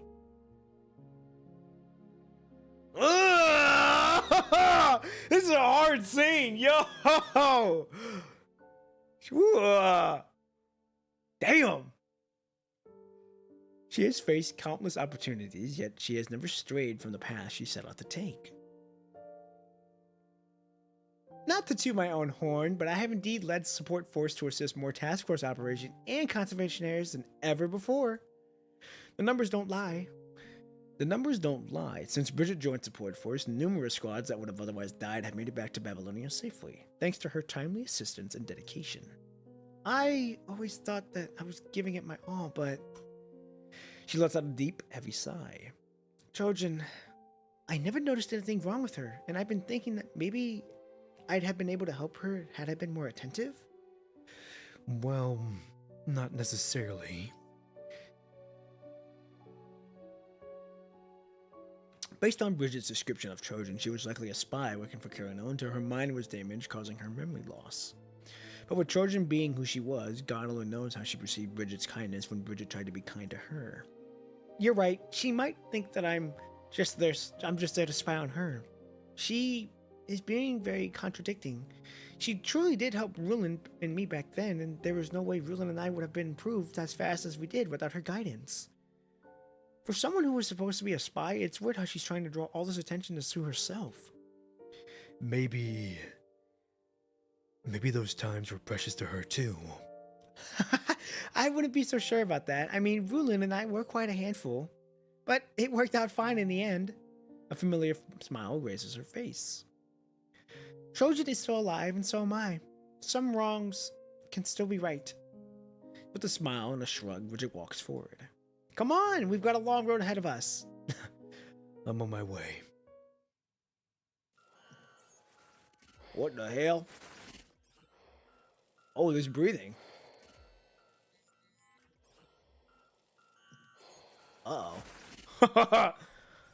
Oh, is this Trojan? Suppressed. Painful scabs echo softly through the sealed room. Heavy footsteps, bastilled growls, and chaotic sounds of scraping metal fill the air.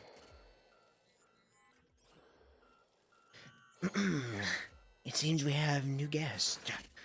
Dim lights slowly flicker to life in the dark room. Across the dense arrays of surveillance screens in the control panel, there appears the face of a brown-haired construct that's calmly shadowing the monitors one by one. Ahem. Well, I guess I've got to get myself ready to receive our guest then. Oh boy.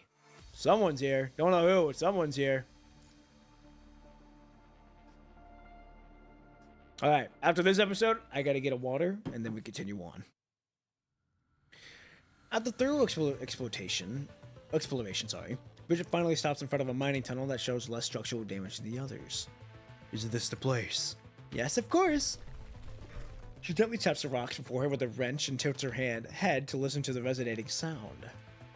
The location we confirmed with Karenina and the others should be somewhere around here.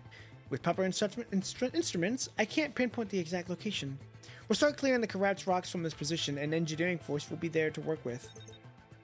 Before she even finishes her sentence, the terminal crackles to life as Karenina's voice bursts through the speaker. Hey! Hello? Hello? Can you hear me? Nope, can't hear a thing. How in the world are you even answering my question if you can't hear me? You shit. You dick. Oh, Karenina, never change.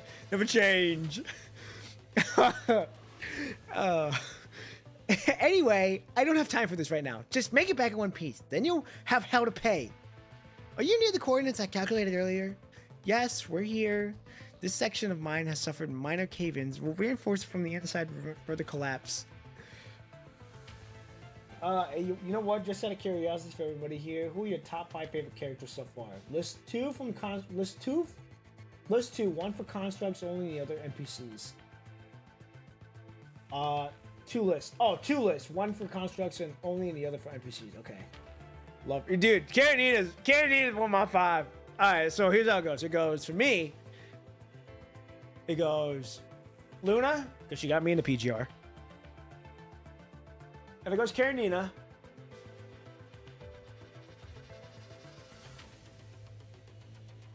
Ooh. I never really thought about it like this. I never really thought about it.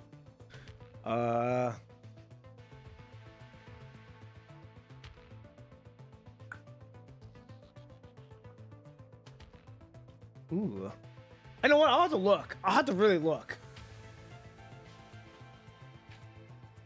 Tatiana. Who the hell's Tatiana? Lucia's number 1 for sure. I have to think about the... Yeah, I was gonna say, I have to think about the others. I don't remember who they all were for me. But I'm gonna have to look and really see who my top 5 are. Carefree Dot! Yo! Long time no see! Carefree Dot. How are you, man? Hope you're having a good morning, good evening, good afternoon, wherever you may be. Hope your weekend's going well. My weekend's just started off. Tatiana is from Awakening Tundra. Oh, okay. I'll have to look at the information when I'm done. She is the big titty lady. Okay, I'll have to look. But hey, Carefree Dot, I've seen you posted the this chapter. I'm gonna watch it after I finish this. I'm gonna watch it after I finish this chapter. Always good to hear your thoughts on things. You make great video. You always do make great videos, man. Always do. You were spot on on the Luna chapter. So, hey, but it's good to see you, man. Good to see you here. I'm doing better. I've been very fucking sick this past week. Damn. That sucks, man. Hey, hope you're feeling better though. Hope you're staying hydrated. Getting electrolytes in ya. Taking rest when you need to. So, but I hope you're doing well. Hope you're doing better with it. But hey, you know what? You're still here. You're still kicking. It's a good thing. But yeah, hope you get well soon. It sucks being sick, man. It's not fun being sick. It's not. It's fucking ass. But yeah, I was say we're a little over halfway now on this chapter. So, but I also don't want you to overexert yourself watching the stream. So, you know, just go on your own time. You know what? If you won't go, then I don't blame you at all. But don't overexert yourself. I'll share mine if anyone's interested. Let's see. I need to see that. My 5 are Lucia, best girl plus wife material. Selena, Lee, Alpha, and Liv. As for NPCs, they go Sika, Bianca, Vanexa, Leone from the BRS collab story. Oh, okay. From top 1 through 5. Oh wait, what was yours? Shark Faith. I didn't see Shark Faith. Here we go. Lucia, Alpha, Luna, Selena, and Nanami. Ooh, okay, nice lineup. Pretty stacked lineup on all of them. No Tatiana. Okay, I'm gonna continue the story while y'all do this. And then after this, I'm gonna get a water. Then we'll go look at my top 5. Then we'll go back to this. Oh, here we go. Yes, we're here. The section mine has suffered this minor cave-ins. We'll reinforce it from the inside to prevent further collapse. I know I can trust your work, but there's this one thing. Karenina falls quiet and says nothing for so long that you're starting to wonder if there's a signal issue. What is it? I don't see why this needs to be kept under wraps. Oh, Teddy, hello. To put it simply, whether we're creating rescue access points for suppliers or using large diameter drilling for the rescue, we're going to end up making a lot of noise either way. The mine's condition is unstable, and Karenina's worried might attract corrupted, and none of the researchers can fight to save their life, so someone will likely need to stay around to prevent any constructs in the mine from attacking. I'll do it. I'll do it! But support force needs you there to tell them what to do.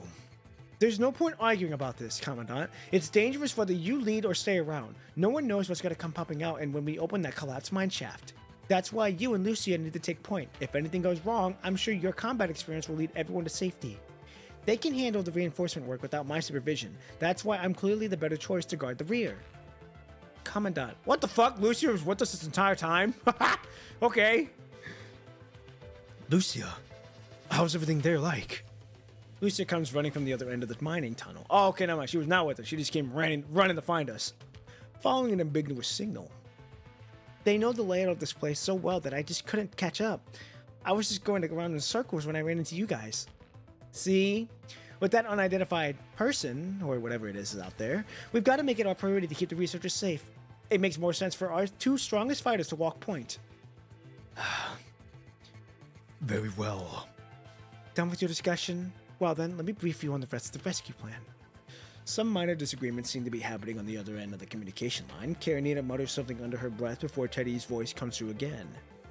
Engineering Force will proceed with the original plan, creating rescue access points and predetermined locations to pinpoint your exact location.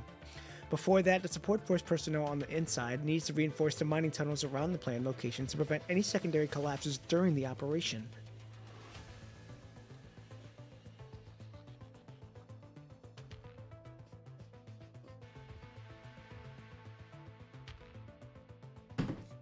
I like Vonnegut with how well he's done his chapter rating was, and more importantly, he is dripped. Vonnegut is dripped the fuck out. I can respect someone who's dripped out like that. He got the shiesty on and everything.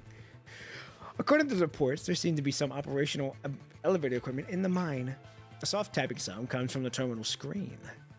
I'll help you gain control. Over the elevator system from the outside. You can use it to move around.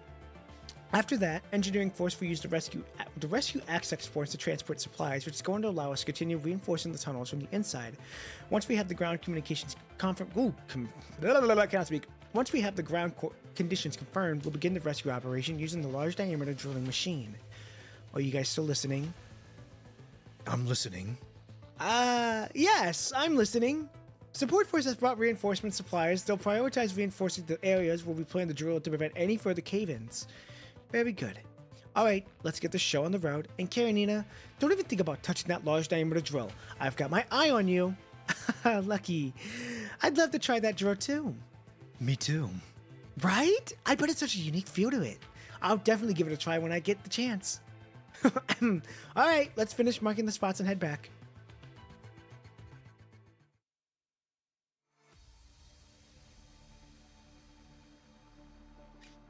At the temporary camp, all tents have been taken down. Members of the support force are all busy taking inventory of the remaining supplies, while Cheryl stands beside Bridget, reporting their findings. The punishing concentration remains within manageable levels. Most of the corrupted in the tunnels are failed experiments, experimental constructs. Norman Minecarp must have installed a virus filtration system similar to the central purification filter inside.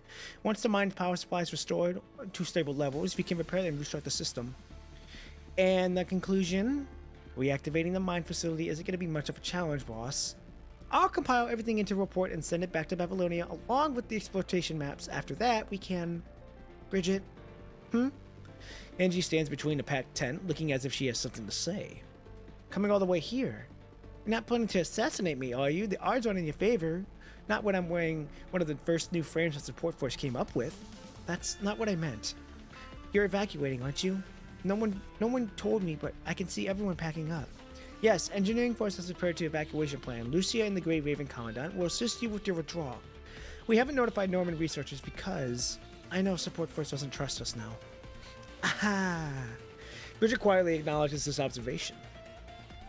Since you're evacuating, I probably won't have the chance to come back here again.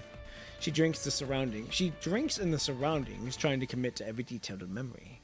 The titanium compiler is a promising research topic. I'm convinced that it could yield even better results than TIE 193 compiler under certain conditions.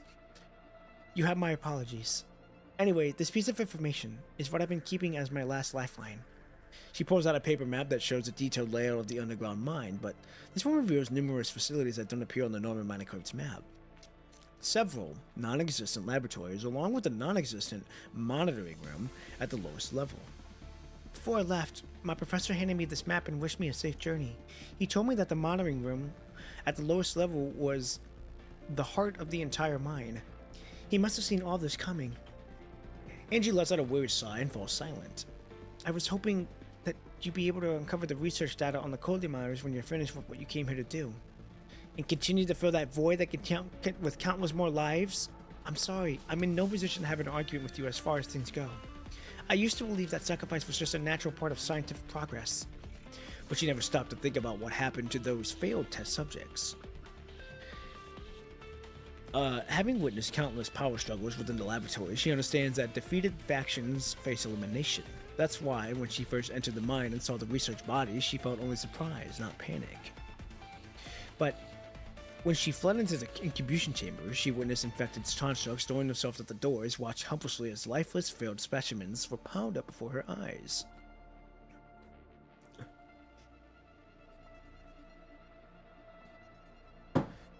P1's next chapter is 30. Main story is 31. I know. 31. 31 is apparently all the hype right now. Carefree Dot, you're on deck. You're on deck to look at chapter 31. I know you're ahead of me right now, so I'll have to get your input on see what you think on chapter 31 when you do it.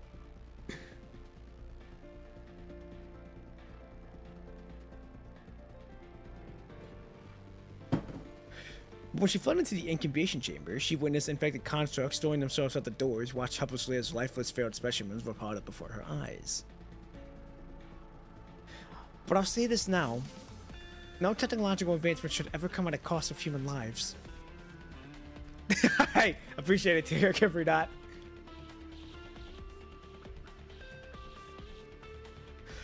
I guess this is why my professor always said that I've always couldn't bring myself to be ruthless, and maybe that's also why they invaded me at a time like this. Okay, I'm gonna say this. Is it worse than surviving Lucimum? Because surviving Lucimum was pretty fucked as well. We saw some really pretty dark things on top of in surviving Lucimum. So is it worse than surviving Lucimum? Yes. Oh gosh. Okay. Hey, you know, hey, time will tell. Time's gonna tell. Maybe.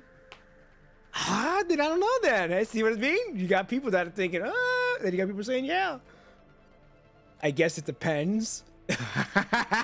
Hey, y'all weren't expecting that. So so it's gonna be up to it's up to par, not up to par. It's right there with surviving Lucid, but whether or not it surpasses it, it's right there or above it, goes from person to person. So time will tell then. Time's gonna definitely tell. Bridget offers no words of comfort in response. If I make it back to Babylonia alive, I will hand my resignation and leave Norman Mining Corp's research facility. And after that, as for what happens after that, she has no idea. Perhaps the professor doesn't want her dead after all. Seeing as he did give her this life-saving map, maybe she could turn over a new leaf and seek a position at the Science Council. If they're willing to take her in, that is. I hope this map proves useful to you all. Angie quietly returns to where she belongs. Holding the map Angie surrendered, Bridget falls into the deep thought. She isn't surprised that Angie kept this as a contingency plan. If they weren't about to evacuate the mine, Angie probably wouldn't have had handed over the map at all. It's no surprise that Angie's professor was a Colonel operative infiltrating Norman Mining Corp's research facility. No one knows just how many infiltrators Colonels has trained and planted over the years. It is pretty grim. Is it really? Is it really that fucked up? Yo. It will hit P1 hard, I just know it. You know what? Hey. Oh. I remember talking about it with my other friends who played PGR before, and when they finished chapter 1, they genuinely cried about it, begging Colonel to ease up on the story because of pain. Man, they can't be doing that. That's what makes the story good. They gotta be willing to go that far. The only other game that I know that's gone that far is Arknights. I want to say Nikke probably went. I think Nikke went that dark before. I don't remember, but I know for sure Arknights goes that dark. And I know PGR is willing to go that dark. It's just such a shame. As Bridget flips through the map pages, a wave of inexplicable sadness washes over her. Bridget? Oh, Papa P. Are you all done with the preparations over there? We're all set. Right. You guys always travel light, huh? Something seems off about you. Don't worry. It just hit me, though, that this is my second time coming to this place, and I still haven't figured out why my parents went missing. Found no clues whatsoever. The truth seems pretty clear. Just like Miner A, who saw or heard something they shouldn't have during their rescue operation. They might have either been taken away by Colonel Constructs, killed, or modified. But in any case, they're most likely no longer in this world. With you looking concerned, Bridget blinks hard, forcing herself to put on her usual smile. It's okay. I'm pretty sure I'll find them eventually now that Constantine Mine is in operation again. Alright. I better get going and make those slowpokes work harder. Pretty sure Canyon is going to show up with her giant drill if we don't speed up. She takes big strides toward the center of the temporary camp. Hey, is everyone ready to move out? All ready to go! Despite several days of resource shortages, every member of Support Force remains in high spirits. Everybody ready? Grab your stuff. Let's go home. Hell yeah! Let's go home. Yeah, the story in chapter 1 is good, but man, they threw all of us in the drain. They threw us into the Iron Maiden, but it was only encased our hearts. Hey, time will tell. Time will tell on whether that's gonna be good or not. You're hyping the fuck out of it, so hey, I ain't gonna say nothing. Alright, I'm gonna give me a water. What the fuck? Oh, I forgot Nanami's here. I got spooked. Why aren't you sleeping yet? I've already had my siesta. Ah, quit shaking me! Mechanoid or something? Oh god. Nanami's so funny. Okay, I'm gonna give me a water and then I'll be right back.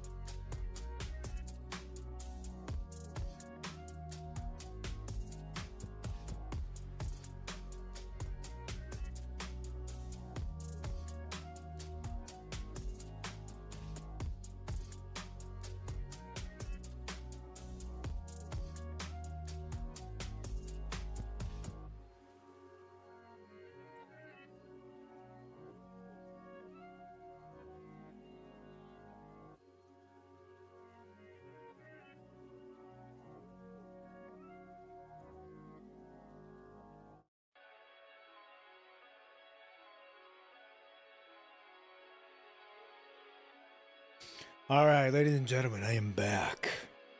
All right. Oh, also, I'm not gonna lie. I've been finally watching anime again. I'm gonna be real. When I was watching anime, I was trying to catch up really bad to all of the current animes, all my past animes, because I was so caught up on One Piece. I was stuck on One Piece for about a year, and then I finally got caught up to One Piece. And then hold up. Turn that down just a little bit. I was watching One Piece for about a year. Got done with it. Got caught up. I'm 10 episodes behind, which is fine. But I was stuck. I was so down bad on anime catching up again. I ended up getting caught up to this year's anime. But then I'm like, man, why am I doing this? I'm here to enjoy my anime, watching anime, not fucking think it's a chore. So now I finally was like, fuck it, we're not gonna do that anymore. We're not gonna try to catch up on all the animes here. We're just gonna watch ones that I like to watch. I'm on Dress Up Darling season 2. Fucking crazy and absolutely amazing show. Really like that show a lot. The voice actors in there and actresses in there, fucking superb. And then I'm getting ready to watch. I gotta see what I'm getting ready to watch, actually. I'm getting ready to watch. I'm gonna be watching anime all day tomorrow. Since tomorrow, Sunday's my I'm gonna be watching anime all day tomorrow because Sunday's my days where I just kind of relax and spend time with the family. I gotta finish. Which one? Apothecary Diaries. I'm gonna watch Fire Force because I'm almost done with that. I'm gonna be watching. I need to watch season 4 of Shield Hero. I need to watch Shield Hero season 4 because I've heard it's really good so far. But My Dress Up Darling is really fucking good. Really like all the voice actors and actresses in there. And then what else am I gonna be watching? Gonna finish Our Last Crusade. Gotta start Kaiju number 8. I gotta watch the Arc Knights anime because that's out right now. And that's fucking that's a good show. And then what else? I gotta watch the My Hero Academia Vigilantes or whatever it's called because I want to watch that. I've been big into My Hero. My Hero got me into anime, and that was number 1 in my list before Oshinoko or My Star took that spot after fucking. Oh god, when did Oshinoko come out? 2 years ago? After 2 years, I've been watching anime since 2016. So.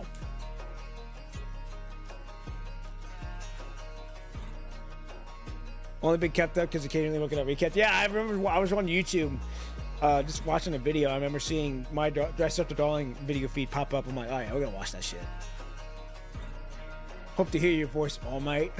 Cause I am here! Ha ha ha! There you go. You can clip it. You can clip it. Okay, we're gonna go look at my top 5 really quick. We're gonna look at my top 5. And then we're going to go look at the top 5 on the other people. So what is it on? It's on Codex. Profiles. Okay. So if we're going to look... Well, we could keep that music back on, actually. We'll keep the music back on, but it's on low. Okay. So my top 5... Well, who's Titania? Tartania, or whatever her name is. Where's she at? If it goes by... Does it go by alphabetical order?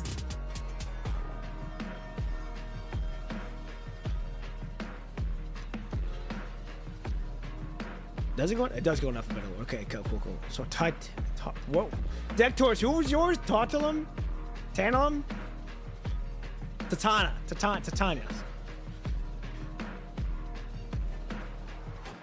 Tima.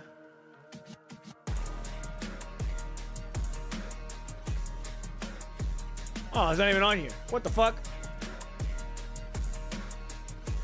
Where's it at? I don't even see her. I'm gonna have to probably look her up. Hold up.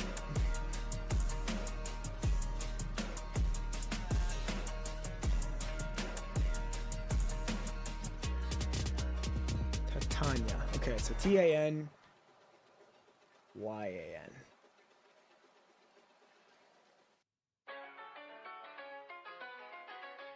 You haven't played. You haven't even played anyway, or have you? I don't know. What is it on?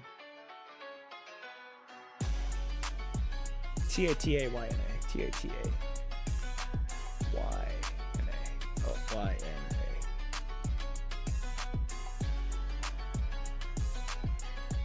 Not even pulling up on me. Oh, Waking Tundra? I spelled it right. Tatya. I wonder if she's in the PGR. No, she's.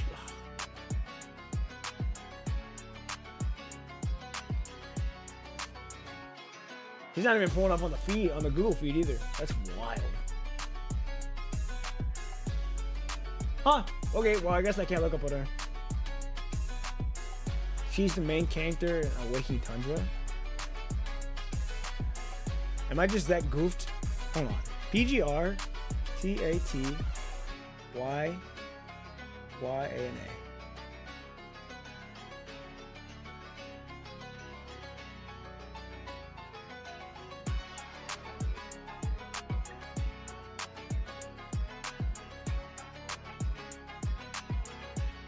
Well, I think I found a picture of her.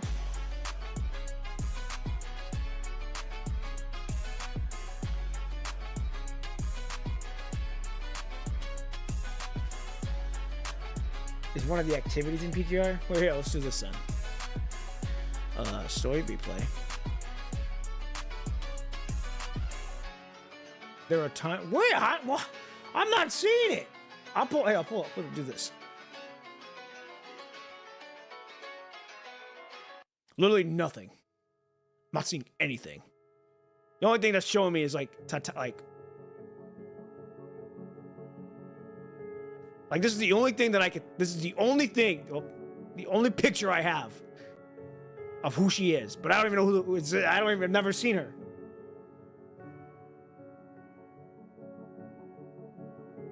Kuro has official wallpapers of her. Does she? Or do they? Well, then let's do this. Hold on. Let me go to the actual PGR site then. Punishing Gray.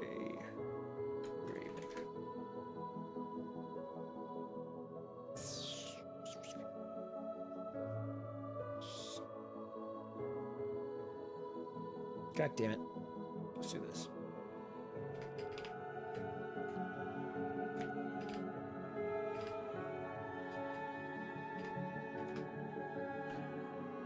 There we go. Okay. Okay, let's look.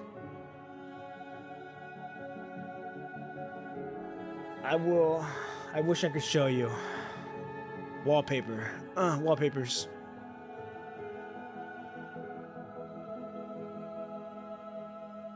To be honest, I never really cared for Titanius personally, but she does. I like her cool.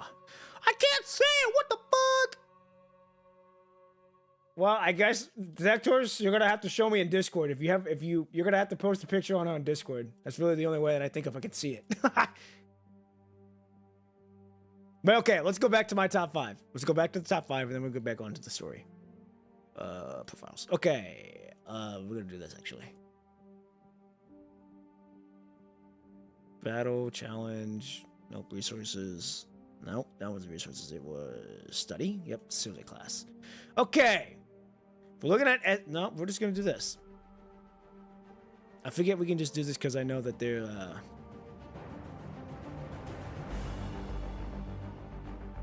nope. Collab, nope. Event, here we go. Okay. There we go, out of all of everyone here. Now we have everyone here. Okay. Top 5. What are we looking for? We were looking for Tatiana picture, but I could not find her, so I'm gonna have Dectors just that's why I'm gonna have Dectors send me a picture on Discord so I can look at it. Okay, if we're going top 5 here. Top 5. Luna's number 1. Luna's number 1 because she got me into PGR. All right. Then who was the other one?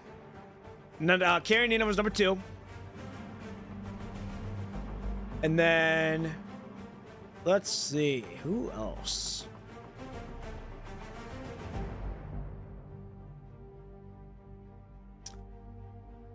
I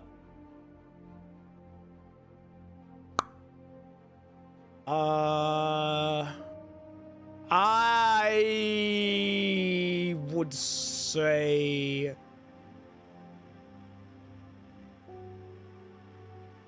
would say, I don't know. If I'm going off base looks, there's a whole different ballgame. But if we're gonna go off of what I know, I'm gonna say Lucy is number 3. Lucy is number 3. All right, remember this. Number 4, I have yet to meet her.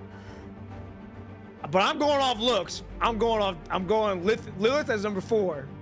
And then we're gonna go number 5. Number 5 gonna be interesting. Number 5, there's a lot of them. There's so many good ones. But if we're gonna go off number 5. Number 5 is probably gonna have to be either Selena or Bianca. Yeah, there's just no between. Those two are crazy good. But I would say it's either Bianca or Selena as number 5. Now NPC wise, we've got Vonnegut. We've got who else? Who made it? Ballard. Ballard was number 2. You've met Lilith in 2 different chapters. True. We did meet her in 2 different chapters. That's true. We did meet her in 2 different chapters, so that's true. So it goes Vonnegut, Ballard, Lucille, gone but never forgotten. Lucille is number 3. Hans is number 4. Hans is number 4. Gone but never forgotten on top of that. And then who's the other MC?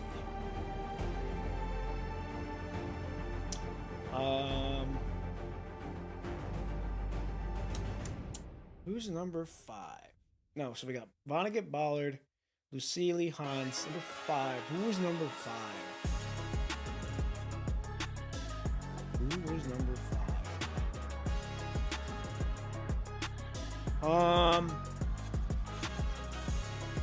Let me look. Profiles.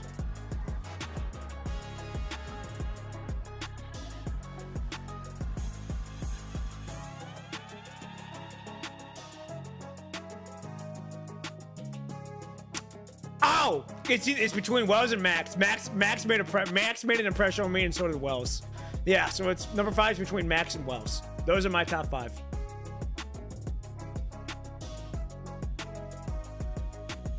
Watch this 5 be Vanessa or someone. No.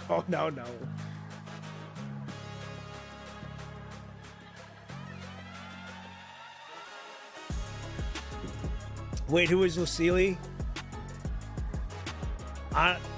Pretty darn good list. I mean, hey, you know, I like the dude. Those guys in the game are fucking badasses, you know. And there's not a lot of guys in the game, so it's like, hey, you know what? I'm gonna name them off because they deserve that recognition. And also, Deck Toys, we are not gonna spoil you on who Lucille is. Just know that she was in. What chapter was she in? Was it Teddy's chapter? Yeah, she was in Teddy's chapter. So if you're not there, you'll meet her in that chapter.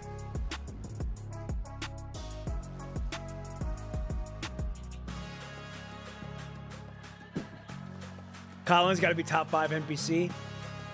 Oh, I forgot Nigel. Nigel was also a good character. Shit, Nigel and Collins is a snake, but he's a good character. I like his character and how he's portrayed. And Nigel, dude, I forgot. Nigel was that dog too. Nigel also left an impression on me. Forgot about that guy. But yeah, those are my list. So, all right. It's true, Asimov is a good character on top of that. But Asimov never really struck a chord with me. He was just more of like, all right, you're just a smart, slim dude who's tall and built like a unit.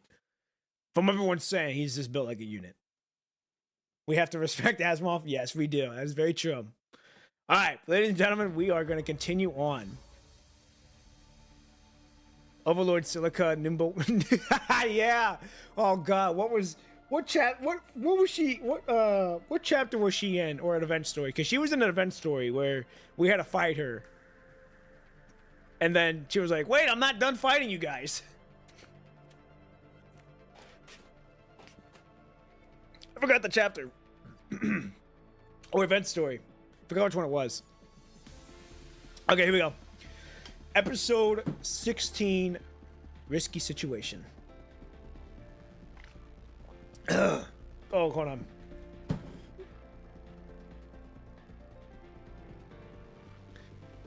Was it the Overlord Silica manga?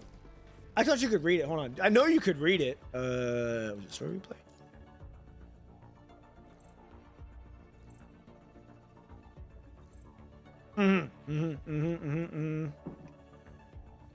Which one was it that I was reading?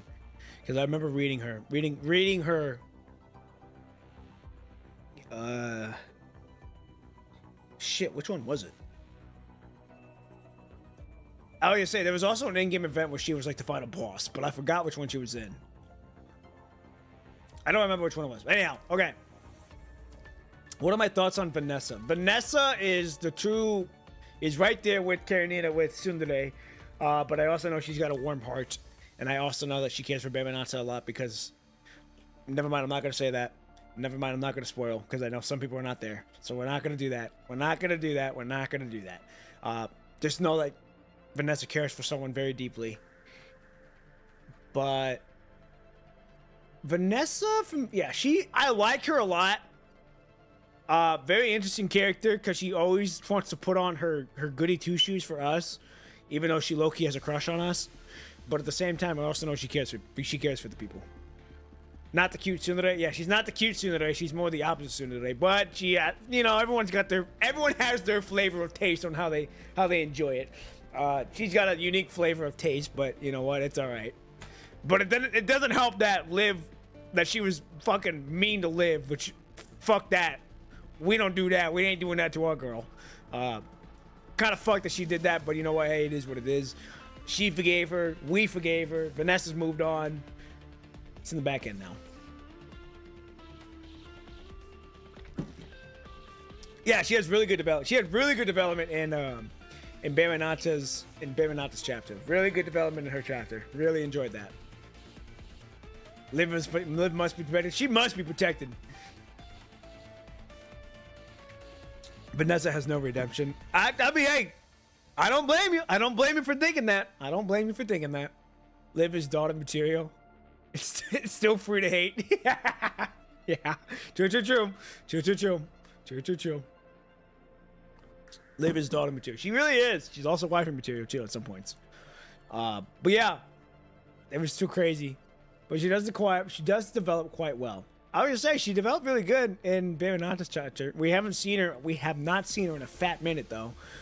We haven't seen Simon in a fat minute either. I don't know what the hell is happening to him or Harley Joe for that matter. On top of that, all right, here we go, ladies and gentlemen. Episode 16, Risky Situation.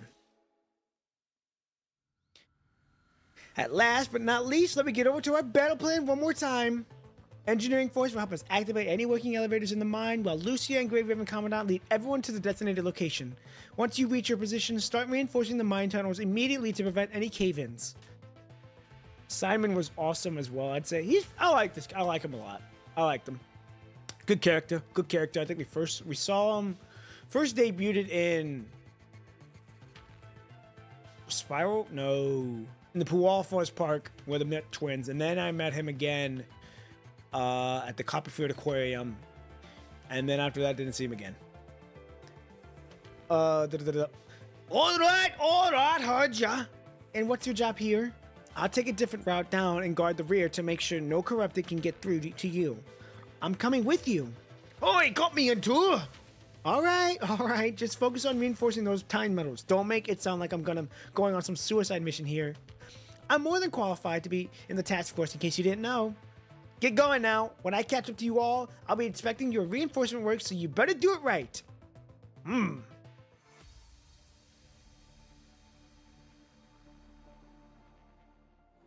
Lucia, Commandant. I'll leave the researchers to you from here on. All right. Be safe out there. And come back in one piece. We'll take care of our boss. Rest assured that she would be fine with our protection. She'd be fine without your protection too, but she appreciates The it. support force is on its way. Are you ready? All right. We need to hurry, Commandant. Right. Is this all Holy ahead? shit! What are they hitting me? Oh, these are... What the fuck are those? Those are new. M4 Medicabot. Oh, it's a Medicabot. God damn! 3, 3, 1. There we go. That's what I want. Is this all? Oh! Take this loot. Get the fuck out of here. Ah! Okay. On another note, my figurines have arrived. You got, well, hold on. You got figurines? My figurines today got me Lucia Plume and more Hatsune Miku and another measuring Luca. I'm very happy today. Nice, dude. Funnily enough, I'm trying to save enough to buy the Alpha Crimson Weave figure from Crunchyroll store because I'm an Ultra member and I can save some money, but I'm not going to be available. Ooh, next year? That's tough. I have one figure. She's not in here, but she's in the other room. I technically have two figures. I have two figurines. One is a limited edition Bakugo figure. It's he's got his it's the red metallic figurine. I was originally not gonna unbox it, but then when I started content creation, I was like, ah, fuck it, we'll open it up. So I have that, and then my other figurine is of what the fuck? From Ashoko Tensei. Forgot the girl with the red hair. Forgot her name. But I have her figurine in the swimsuit. So that's all I got. Those are my two figurines. I want more, but I'll get them eventually. Okay, here we go. Failed to start the elevator. It's stuck on B3. No, not Roxy, the other one. The red hair girl. Captain Bridget, do you copy? The Hey! elevator's on B3, right? Got it. I'm on my way now. Hey, hold on. Let me look up the name. Hey! Eris, yes, Eris. Eris is the other one I got. Eris is the other one. Sorry, I didn't see your comment. I was looking, I looked up and I see it. I'm like, oh yeah. So yeah, Eris. Eris is the other one I've got. She's in her swimsuit. So very nice too. Lucia, the gate leading downstairs is locked. You didn't even try. You just fucking kicked it. Copy. Researcher Anja, we need a worker with authorization to help us unlock the gate. Don't worry, I'll keep you safe. You know what? I should probably bring those figurines in here. I also got like almost the entire full collection of Mashoko Tensei, not Mashoko Tensei, My Star. Where am I at? Jesus fuck.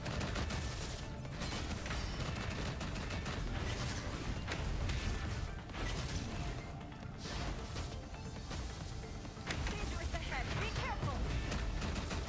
That's all new size. Get out of here! Ah!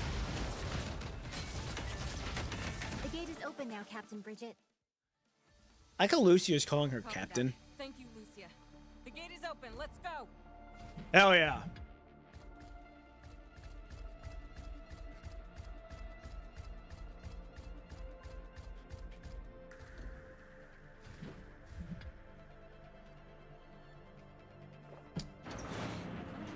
Bridget is Unga Bunga, doesn't know how to open doors. Yeah. Good. You gotta get some sleep, Dragon. Gotta get some sleep. Not sleeping, not good for you. Yeah, I gotta take my own advice on that. Okay, hold on. Now, is there any Easter eggs that I'm missing here before I go and do my mission here? I don't think there is.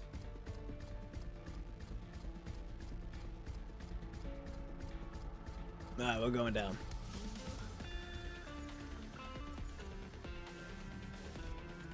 You go first. I'll hold off the corrupted here. Go find another way out.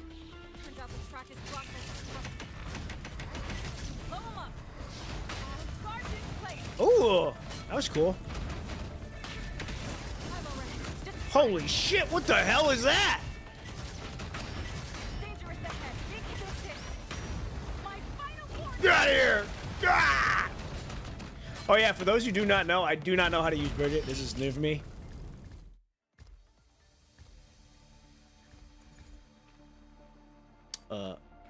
I thank you so much, Danny, for allowing me to use this thing.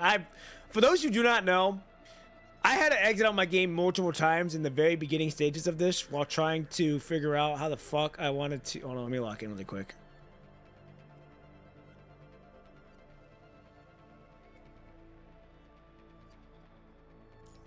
I had to lock in really quick on how to. Start the elevator now. I didn't know that you could just press Y on that. So anytime that it happened, like this would happen, my shit would freeze. I literally exited out of the game, went on my phone, and played the game, and literally told you guys what was happening. I didn't know that you could just press Y until like Thursday when Danny told me. I'm like, you're telling me I could have just done that from the very beginning, and I'm like, well, fuck me. Yeah, the elevator is working now. Everything seems fine. Boss, we found a new way out down there, but the corrupted are getting more and more. Hello? Do you copy? Hello? Hello? Damn it. They must be disrupted. I have to help them. Let's go get them. Let's go get our comrades.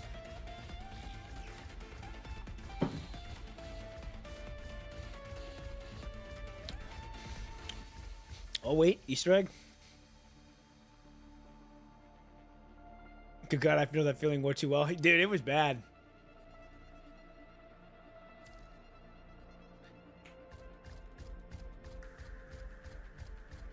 It was so bad. I was so pissed. And then when he told me that, like, I felt liberated when it happened. I'm like, whoa! Well, good thing we're finding Easter eggs now. Like button in the corner looks like the researchers like okay, backside the manager. Okay. It's a clue about mom and dad, but I can't. They're still in danger. I must. Oh. Okay. Okay. Interesting.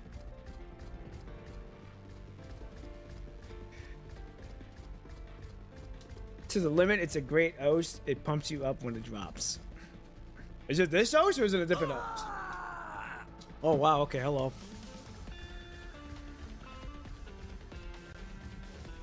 Oh, we're back here. What the fuck is that? Touch my team. Get out of my way. Oh, I fucked up. I'm alright. It's just a scratch. No one's getting past me. Get out of here, boy. Dangerous ahead. That. I'm very slowly starting to get better as Bridget.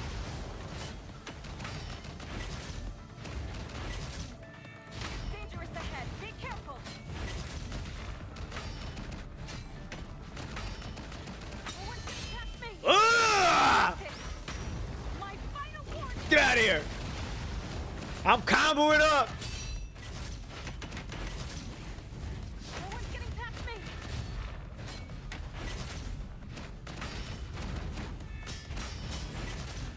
Dangerous ahead. Be careful. Dangerous ahead. Get out of here. That. On your side. You're already using her crow passive, so yeah. I don't know. Like I said, when I'm playing a new character, I don't know shit about him. Past me.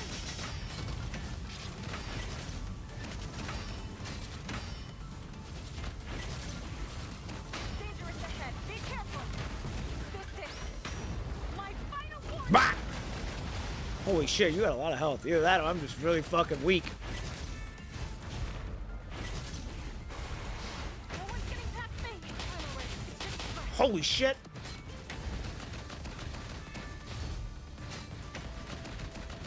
Dude, I really like her design. Her moveset where she's just... Ah! There we go, that's what I wanted.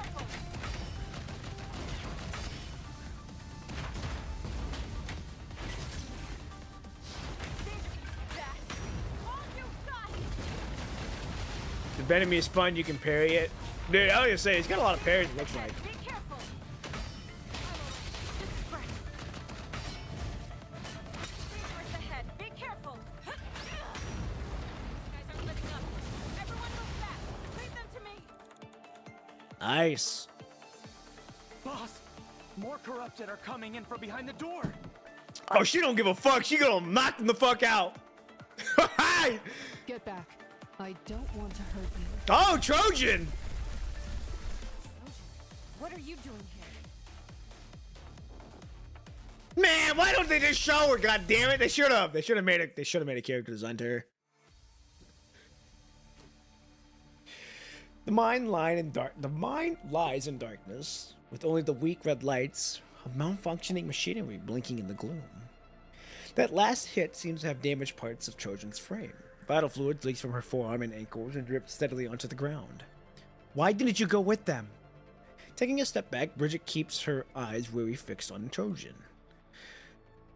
Her neck twist is so cold. Dude, I was gonna say, she like, oh, okay, got another round to do. While Trojan has saved her life, the current situation makes it impossible for Bridget to fully trust the concept before her. I really planned to evacuate with them, but the door suddenly locked shut when I got in the elevator. The damn thing was built like a tank, and I had to use all my strength just to break it open and escape. I dropped down the elevator shaft into this, hell, if this is where this place is. Hadn't even walked around much when I heard something over there. Give Trojan a model, Curl. Stop being coward. They do. They need to give her one. She's been in the game. Well, she's been in the story for a long time. Been here since the beginning of the Punishing. But on top of that, she's been here for a minute. She was with Iris Warbler. We saw her again, and again, and again.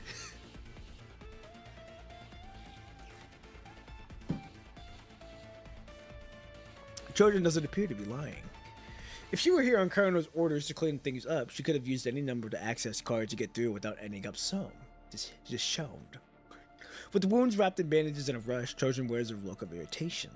I really hope my penny-pitching boss is willing to cover the damages of this frame repair. It's going to cost me an arm and a leg.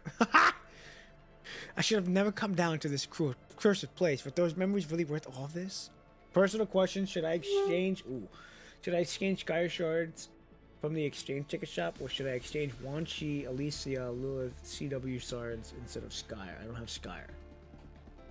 Well, I think Skyer is the only one that hasn't been replaced yet. I think Danny said that she was in the run for like longest. I think it was like the longest meta character right now. I think. Don't quote me though. Now personally, I would say if you're not going meta, then pick who your favorite character is. If you're going meta, then that's up to me to say, because I don't really know the meta like that now. That's not my expertise.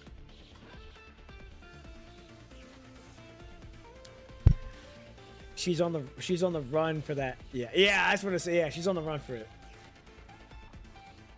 Cutie is playing Kurdo. Keep Karen in the meta. Who? I don't know who Cutie is. I'm not gonna lie. You can't get approval from support force if you have your frame fixed. Whoa, really? Wait, what? You can get approval from the support force. Okay. Of course. Since you were assisting support force with this mission, I have the authority to request funds to get your frame fixed. Cutie Teto? I don't know who that is.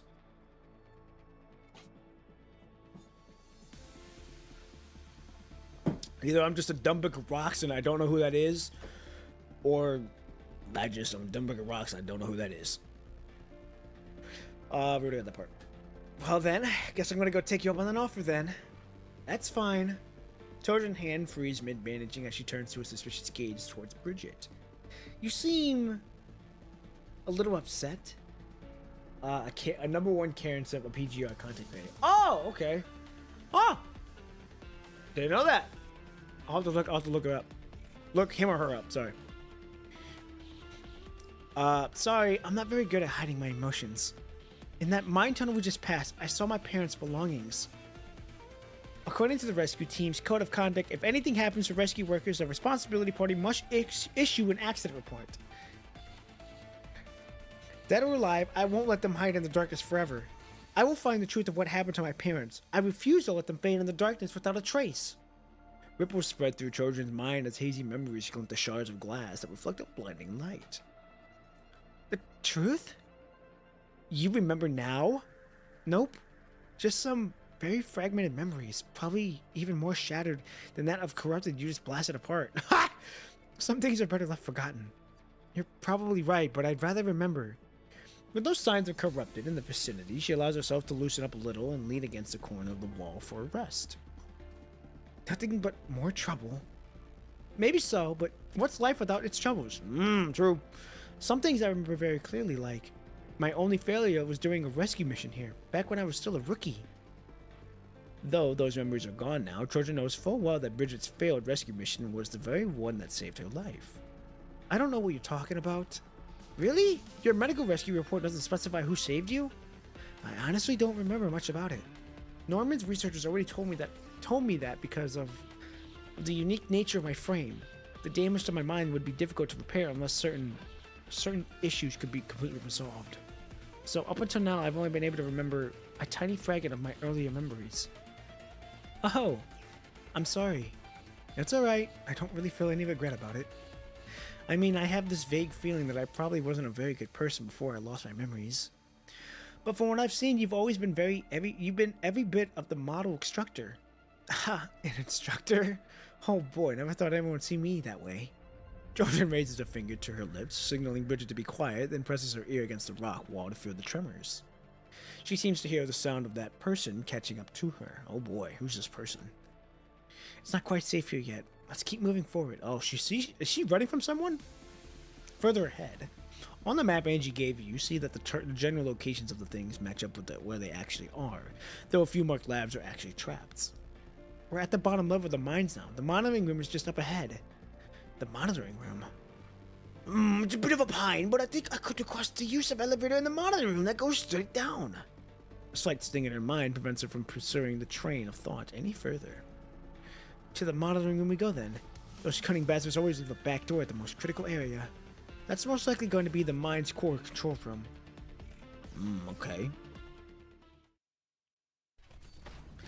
Menacing footsteps echo through the corridor. Oh my. Can't change it! The footsteps pause as he appears to notice something and turns toward where the lights just came on. There! You are! For the honor! Watch this be like her follower. That'd be pretty wild. Okay, here we go. Episode 17, The Brink of Collapse. With only a partial map and hazy memories to guide them, Trojan leads Bridget forward, picking up their way through the dark, dampening mining tunnels. So there really is a monitoring center here. Of course, those guilty consciences fear real demons the most. They need these keycard lock traps and mechanoids to protect what little dignity they have left. Trojan comes to a halt. Once again, she pressures her ear against the rock to feel faint tremors coursing through the stones. I think I'm hearing something. Engineering Force must have started their drilling operations. Now, of all time, hold your Her fingers carefully trace along the rock wall. A collapse? No, that's not it. Watch out! A weapon whistles through the air behind them. Trojan spins around with lightning speed, yanking Bridget aside to dodge the attack. A looming shadow creeps up from behind them. What is that? A massive, gotique humanoid figure seemingly cobbled together from the mechanoid parts looms behind them. Who are you? The creature's overwhelming presence forces her to stumble backward. Without a word, the grotesque being launches another attack. Holy shit. Sanvestin, a rheumatoid implant? I'm not gonna lie, I don't know what the fuck that is. I'm gonna be honest, I don't know what that is. A rheumatoid implant. Like, huh?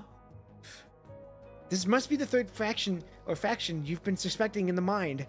As Trojan dodges the monster's attack, her frame joint creaks loudly with each movement. I've got this. Her Tofons transform into a shield just in time. The enemy strike produces an ear-piercing metallic screech. She holds her ground against the attack. A Cyberpunk reference? Don't worry about it. Oh, okay. Cool. I've never played Cyberpunk, so I don't know. I've watched the anime, never played the actual game. What kind of monster is this? Ain't nobody got time for questions. The giant remains silent as it raises its weapons again. Its vacant expression shows no hint of consciousness or desire to communicate. This isn't working. The countdown on their terminal ticks away relentlessly as they flee deeper into the tunnel under Bridget's cover. However, the massive enemy seems to know the mine's layout better than they do, appearing before them at every turn. As Bridget braces against another heavy blow with her shield, signs of fatigue begin to show on her face. Bridget, this way! She finds a concealed mechanoid door. Or mechanical door. It's here! She rolls nimbly and sprints towards Trojan. Meanwhile, Trojan swipes her access card to open the hidden door. Quick! She grabs Bridget and shoves her without hesitation into the hidden passage. Trojan! Just as Bridget reaches out to pull Trojan in, the giant behind them catches up and grabs Trojan by the shoulders. Close the door! Now! The metal door slams shut before Bridget with a thunderous crash. Oh boy. Trojan! Bridget tries again and again to swipe the access card to open the door, except the door refuses to budge. God only knows what Trojan has done to tamper with the system. Heavy thuds echo dully through the thick walls. Damn it! She strikes the door again with all of her might, but even her strongest blow barely leaves a scratch on the door. No, this isn't working. Wait, the monitoring room! The monitoring room controls the entire underground mine system. There's bound to be a way to open this door from there. Or even better, a shorter route to where the fight is taking place. Hang in there, Trojan! Without further hesitation, she bolts in the direction Trojan has indicated earlier.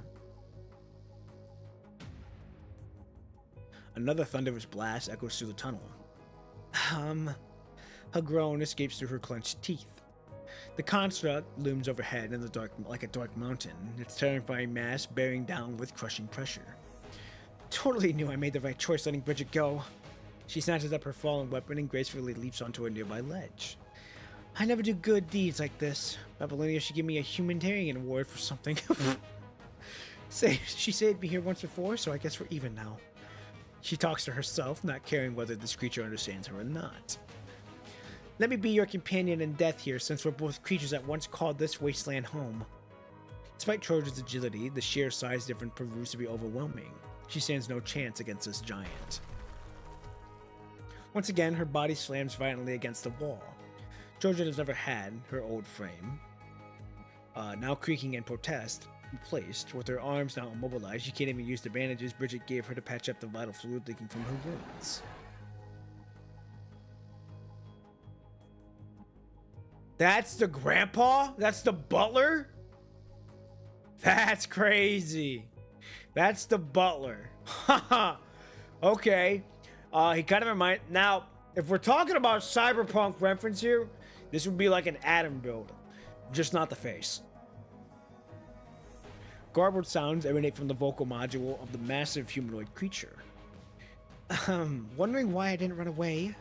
The monster looms over her once again, its massive shadow completely blocking out where little light remains. Sand division is the implant. Oh, okay. So yeah, you get it. I mean, I don't get the Sandvisian. I don't understand that part, but I know the implant. I know the implant like that. The infamous implant in the anime. Oh! I'm not gonna last. It's been a minute since I've seen the anime too. I'm just a dumb blick of rocks right now. If you watch the anime, you know. I have, but I just don't remember the names. I'm really bad with names. All right, that's something y'all gotta know. I'm really bad with names. I gotta see picture to name. Vital fluids receive the uncontrollable from her mouth. Victoria, yeah, this is my 7'2", 600-pound butler. He brings me tea in the morning. I'm sure he was a tall dude back in his heyday, but this is not the butler she remembers. I was going to actually. So fragile. The monster's consciousness appears to be growing hazy again. In her scattered memory, she recalls seeing what this behemoth looked like long ago. The name was Skitch. That impeccably dressed butler, constantly prattling about Norman mining corps, exactly the type she would despise. She was overheard Hyde and the other lab directors plotting to keep that person detained here. I am imagining him picking up a small teacup. After that, everything went blank. I'm sure he was a fine butler back in his day. Did she warn that person to escape? Knowing herself, she figures that she probably didn't. Trojan never understands why she always gets the shorter end of the stick. But for once, I was chosen. In my next life, I hope that I get to stand in the sunlight like they do. A whistling sound slices through the air right beside Bridget's ear. The access card! It works! Fortunately, the access card from Angie has a high enough clearance. Despite some difficulty, Bridget manages to unlock the monitoring room. The circuits are shorted out, leaving only the dim glow of emergency lights in the monitoring room. Both Trojan and Angie said that the monitoring station is the heart of the mining facility. There have got to be clues here. At the monitoring station, some of the surrounding screens have gone dark, but most still flicker with a faint light. From the moment they enter this place, their every move has likely been under someone's watchful eye. There's no time to think. Bridget's fingers fly across the keyboard as she tries to come up with the keyword to control the gates. I'm trying to be a good butler, but my massive rippling muscles make it hard to bake cookies. He's a gentle giant. Constant mining facility, constant laboratory, Norman Mining Corporation funding, Norman Mining Corporation's butler, Skytech. A long series of texts appear on the screen, accompanied by images. Can't forget. I have to memorize their names while I'm still conscious. Zoe and Marine. Are these Mom and Dad's names? Colonel betrayed us all. They told me there was a disease in the well, that we needed to take preventative medicine. I never suspected a thing. To show off the results, they forced me to watch humans being subjugated to titanium compiling procedures. I couldn't stand by and watch those people die. Their experiment failed anyway. Everything went haywire, and they blew up the mine, which they wrote up as a minor mining accident. Norman Mining Corp hired rescue workers, but I never thought it would be them. Zoe. Marine. Zoe found me in prison. And Morin. Is it Marin or Marine? I think it's Marin. Morin insisted that they had to get me out. What? What happened? Found it! With a composed focus, Bridget locates the passcodes for those gates within the documents. Another thunderous clash reverberates through the area. Some circuit triggers causing every warning light in the monitor room to flash to life. An ominous red glow floods the entire chamber. A moment later, every monitoring screen begins to pulse a warning signal. Okay. We are almost done. We are on episode 18 now, For the Honor.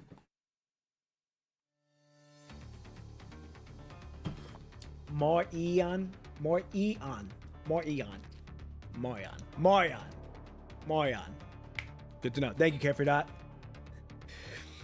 The drone's deafening voice fills the air with muddy waters, seeps through the rocky layers, rising to ankle level. We're breaking through! Get out of the way if you can hear this! A sliver of daylight pierces through the gaps between withered rocks in the dark mine tunnel. Get out of the way! Engineering Force chose the breach point as precisely calculated, less than 1 meter away from the reinforced section of the mine tunnel. The reinforced mine tunnel rumbles ominously as Cheryl and the other support force members furrow their brows, eyes fixed intently on the safe zone above. With a resounding blast, Engineering Force breaks through the mine tunnel's rocky walls from the outside, finally letting sunlight stream in. Commandant! The piercing light sears through her vision, and Lucia gently shields her eyes with her hand. We want to be careful with the sunlight since we've been underground for all this time. Hey, are you all doing okay in there? While Engineering Force members carefully work to widen the tunnel opening from the rescue operations, Karenina, already equipped with protective gear, rushes inside. Pop and P! Lucia! Are you both alright? Hey, slow down.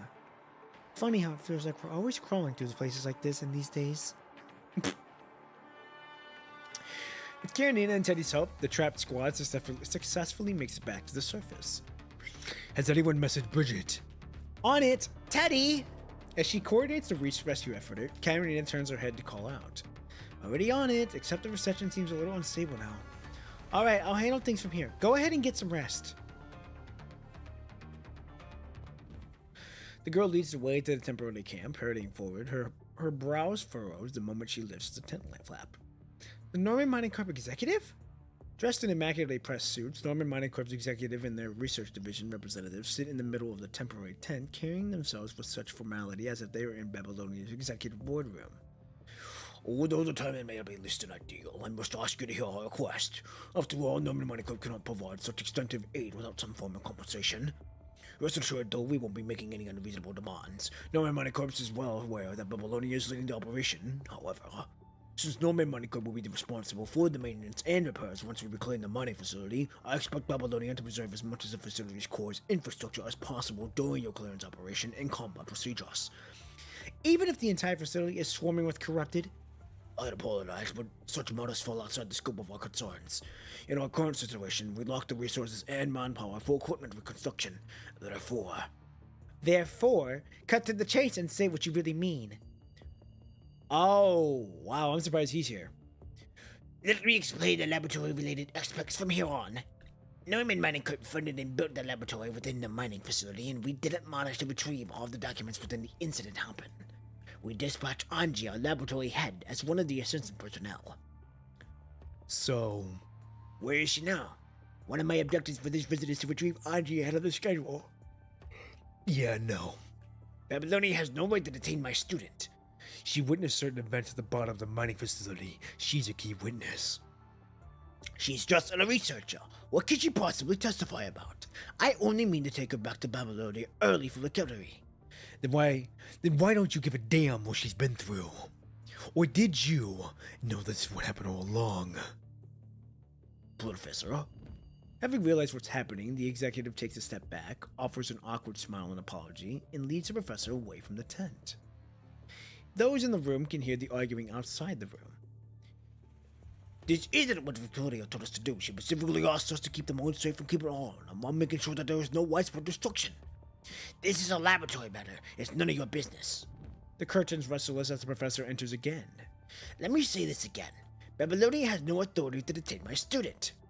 Even when she's stolen confidential laboratory data from underground? Stolen? Commandant, I'm afraid your choice of words is problematic. The data rightfully belongs to Norman Mining Corp, specifically to their mining facility. What if the data is part of an illegal research project? Norman Mining Corp is merely an investor. We do not know whether the experimental data violate Babylonian regulations. If it doesn't violate current regulations, the new proposal isn't retroactive. Under the old rules, Norman Mining Corp wasn't in violation of any regulations. Therefore, Norman Mining Corp should have the right to reclaim those materials. A smug smile creeps through the aging researcher's face. I shouldn't have wasted my time listening to this drivel. As Karenina storms toward the exit, Teddy catches her arm and pulls her back. Be clear with us. Who exactly is asking for Angie Norman Mining Corp? Or someone else? Of course it's Norman Mining Corp. His eyes dart around, refusing to meet your gaze. Teddy shoots you a dismissive glance before her fingers dance across the keyboard with practiced precision. Ah! There we go. Alvis, slipping through the ranks, huh? His background shows an unprecedented jump from Constant Mining's internal lab straight to Norman Mining Corp's headquarters in Babylonia? Oh, that's his name, Alvis? I'm afraid I don't know what you mean. It's got to be Colonel. I knew they might try to dig their claws into Norman Mining Corp, but I didn't expect them to make it this far. A bitter smirk crosses Teddy's face. Norman doesn't even have the resources to restart their experiments right now. Even if we reclaim Constant Mine, the output has to be prioritized for Babylonia's use anyways. Working for Norman while serving Colonel. How's that double paycheck working out for you? Seriously? I don't have time to babysit these idiots who can't get their priorities straight. Hold on, something's wrong at the mine. I've been trying to contact Bridget, but all my messages are failing to send, which is weird. I'm connected to the internal connections network you were just using. Support forces already repaired the transmission equipment in the mines, so there shouldn't be any problems. Wait. Did someone sabotage the equipment? Or could it be Bridget's terminal? I can't think of anything else. Oh, fucking hell. Okay, hold on.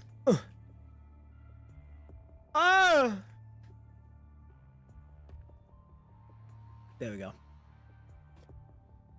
There we go. Is there anyone else down in the mine besides Bridget? Trojan didn't come with us, but she sent a message saying someone sabotaged the elevator. The sabotage elevator, the security cameras were doing blinking red lights. It's gotta be them. The one in the mine. I'm going back down to check. I'll go with you. What's the situation in the mine right now? Most members and researchers from support force. I'm going to sleep about 21, what is that, 11 o'clock? No. No, it's not. 8 o'clock, no. 9 o'clock. Hope you having a great time. And remember, Titania is mine. Bye-bye. All love. Hey, all good. We'll see you around. Deck Tours. So hope you have a good night. Get some good rest. And we'll see you around. Ladies and gentlemen, we are going to continue on with the story. Some from the support force stay behind to cover the retreat, and rescue operation hasn't been arranged for them. Only Bridget and Trojan remain unaccounted for. Try contacting Trojan. We can reach Trojan's communication line, but there's no response.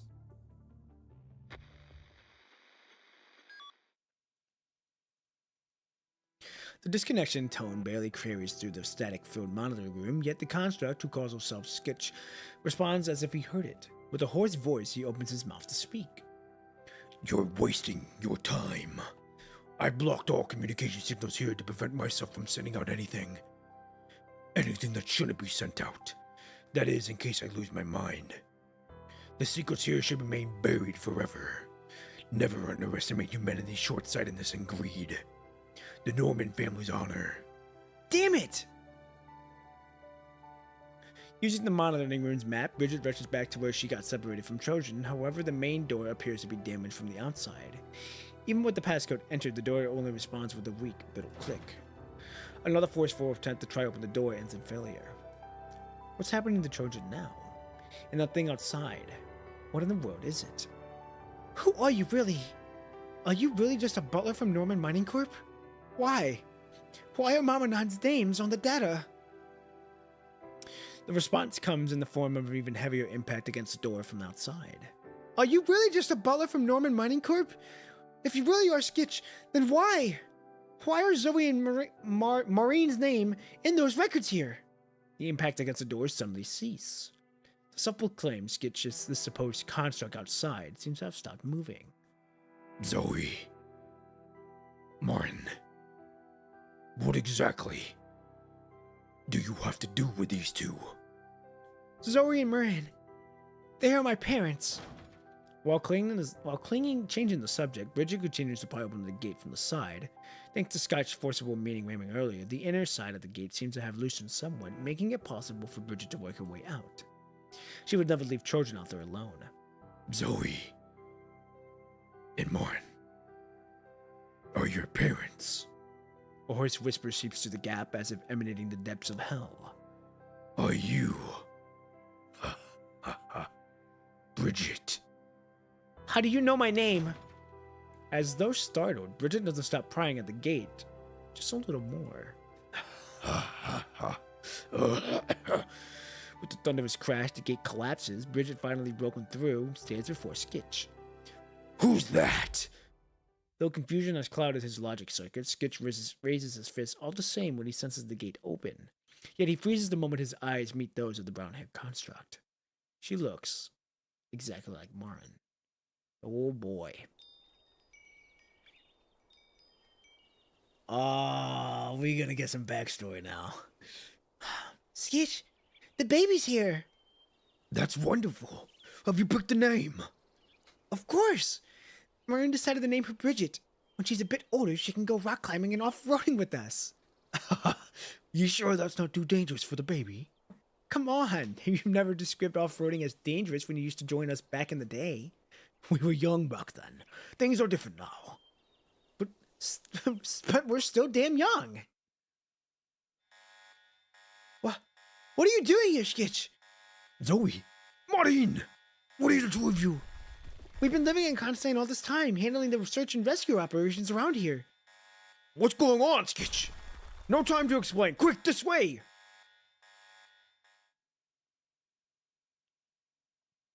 Bridget. It's been so long. Hasn't it? In the dim mine shaft where day and night blur together, he can no longer track the passing numbers to tell how much time has elapsed in this state.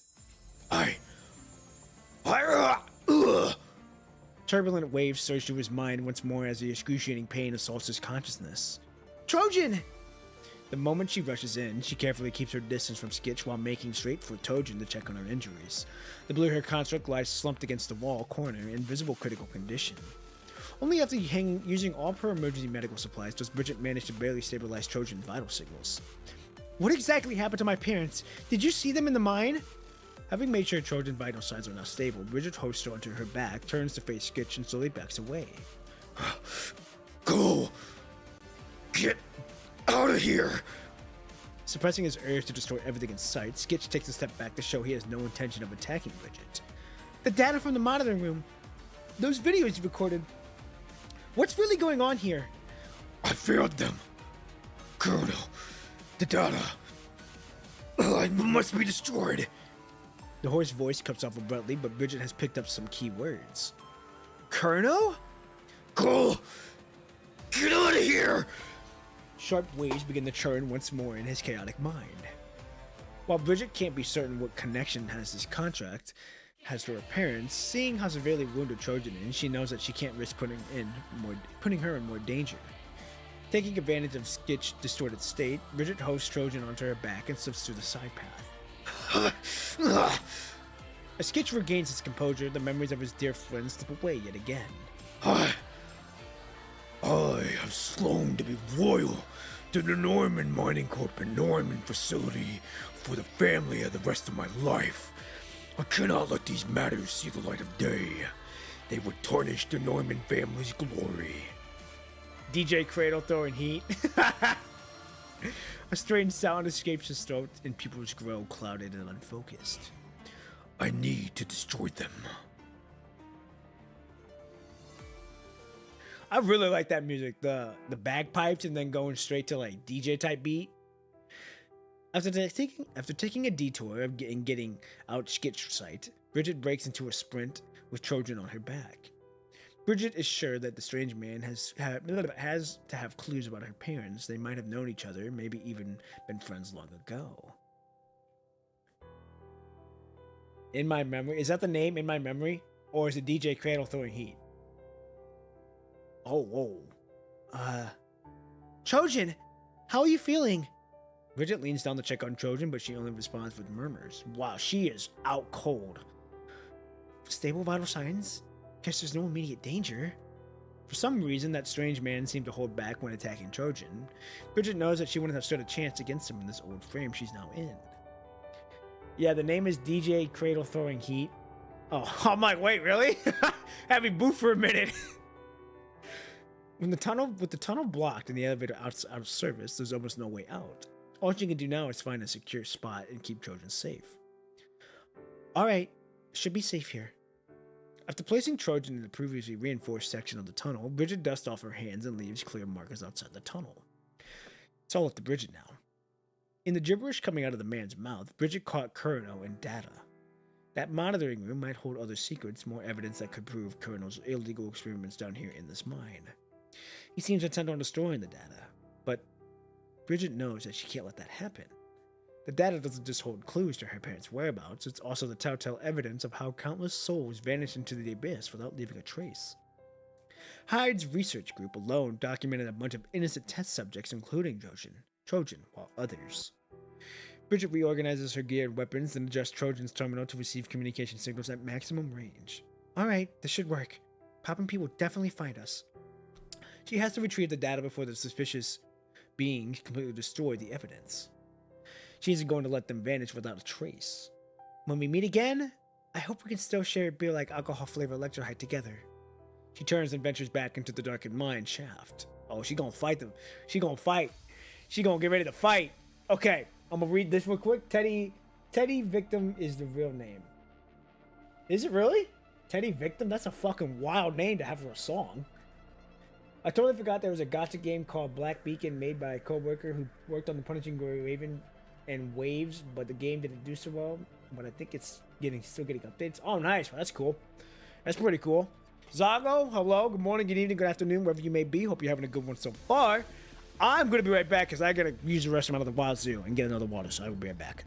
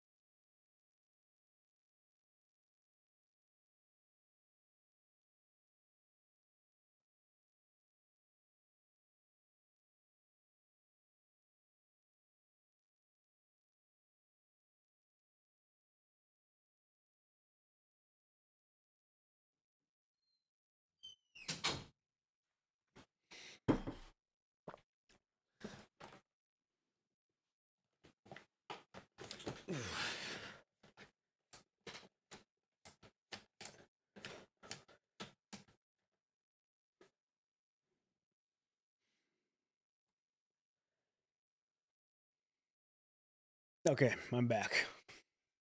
Ugh.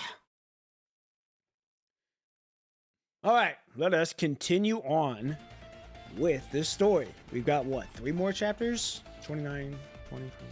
Yeah, 3 more chapters. Let's get it done. Back into the depths. Let's do it.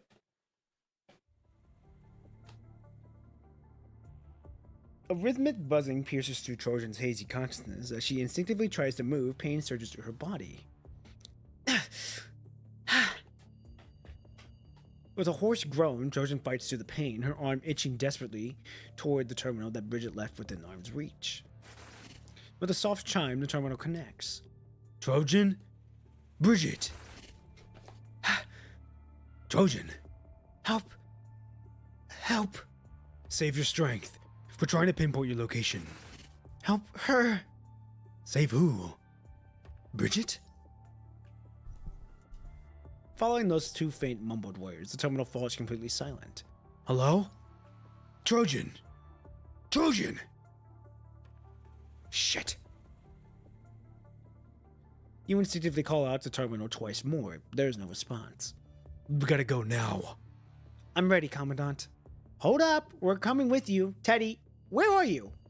I'm still trying to lock onto their signal source. What do you think this mine is? An open field? Like we can pinpoint it in seconds? You should all stay up here. And let you go alone? This is hardly the time for that kind of talk. The mine collapsed twice, and that's not counting deliberate sabotage. You really think you can navigate it safely without a professional guide? Wasn't engineering force supposed to rescue those from the support force that stay behind? I'll go with them. Their mission scope doesn't nearly go as far. Aren't Bridget and Trojan even deeper down?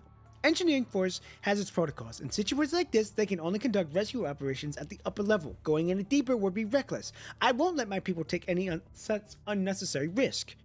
But I can take risk myself. I'm already here and Bridget's in trouble. There's no way I'm gonna go stand by and watch. I've located the general area of the communication terminal. We need to hurry up. While I don't have any geological expertise, judging from the fluctuations and interpretations in the signal, the situation down there is getting worse. Fine. Let's get going. After a quick equipment check, they join a newly prepared engineering force team and descend deeper into the mine together.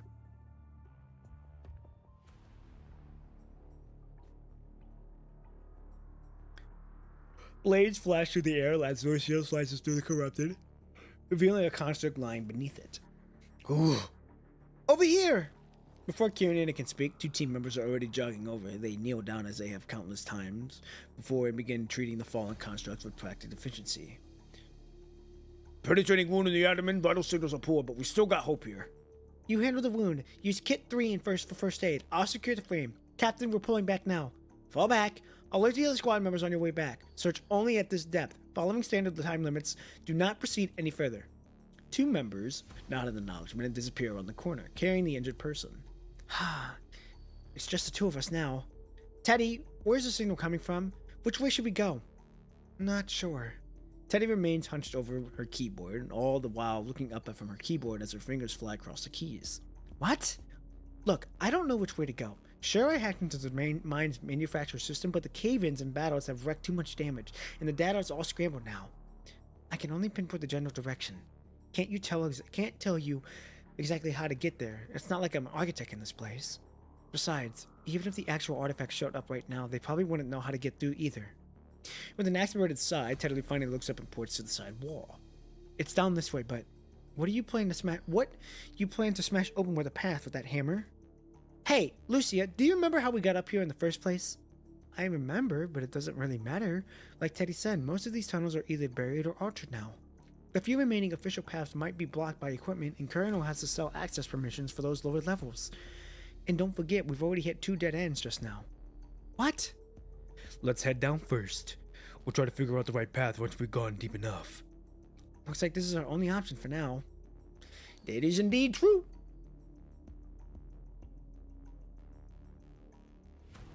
Skitch stops in front of the room, growling softly while pawing at the door.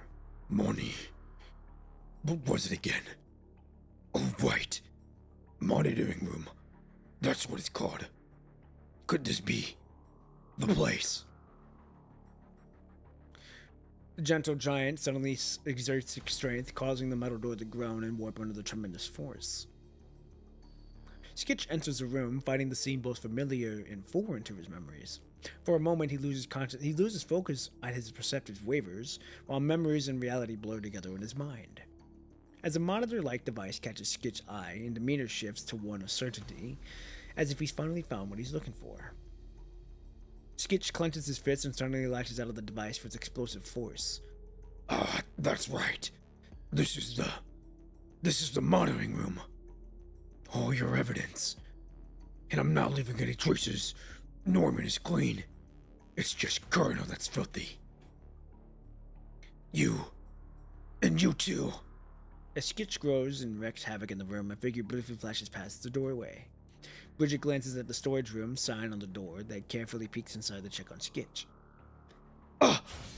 Sensing someone watching him, the massive figure quickly turns around, stirring up a gust of wind that sends shattered equipment parts flying in all directions. Bridget quickly withdraws from behind the door as the mechanical component whirls into high gear. Too afraid to even lift a finger, she takes a hard swallow. Just a rat. Ah, yes. The mines are crawling with rats. They wear human skin and leech off Norman like parasites. I'm sorry, what? After a brief pause and hearing no further sound, Skitch slowly turns back around, his clouded pupils filled with disgust as he mutters to himself and crushes the object in his hands. This dirty and disgusting piece of... Witnessing this from the outside the door, Bridget takes careful, measured steps, inching away from the room as quietly as possible. Once at a safe distance, Bridget suddenly breaks into a sprint toward the monitoring room. Ha! Whew! Oh, good thing he's lost. I need to hurry before he comes to his senses. Despite the considerable distance between them, the echo of her footsteps inevitably carries back to where she had been. Oh boy. The faint echo of footsteps pierces through Skitch's clouded mind, granting him a moment of clarity. His towering figure suddenly goes still. Inch by inch, he turns his head, scanning every corner of the room. No. Wrong place. The giant narrows his eyes, leaning out of the room to peer into the darkness at the end of the corridor. Could it be... over there? Aw, shit. Episode 20, Last Stand. Okay, we're finally fighting. Raise your torch, Clash of Wills. We got two objectives here.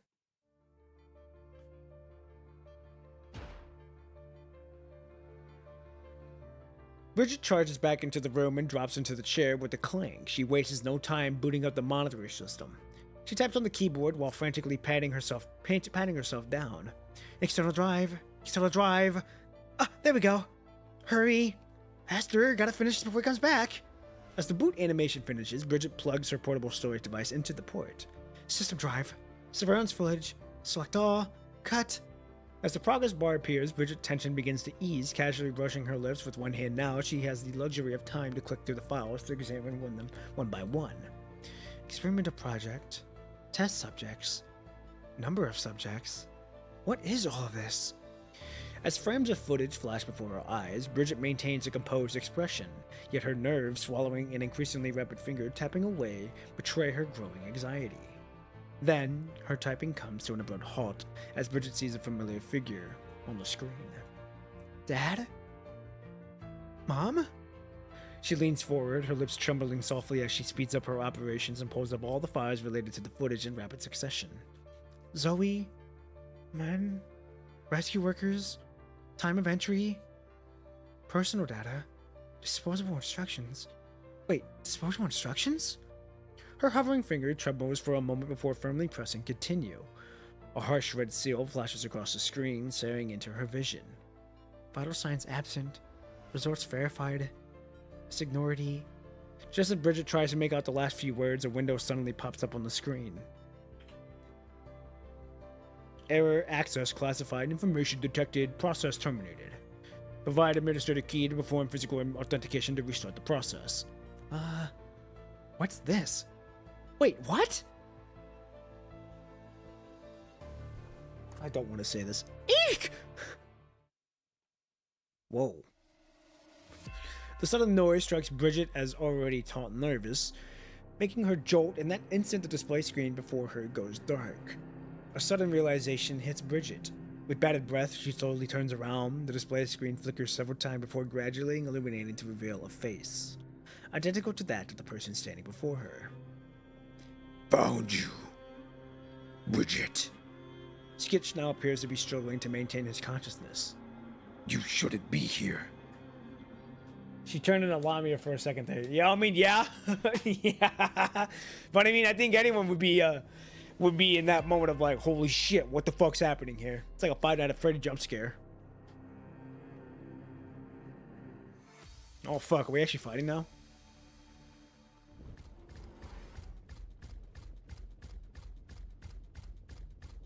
Ooh, this is a nice cutscene. Very clean.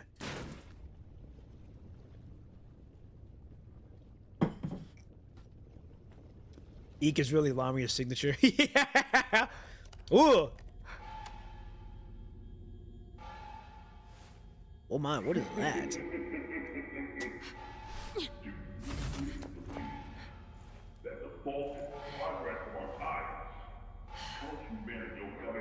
This is such a good, clean scene.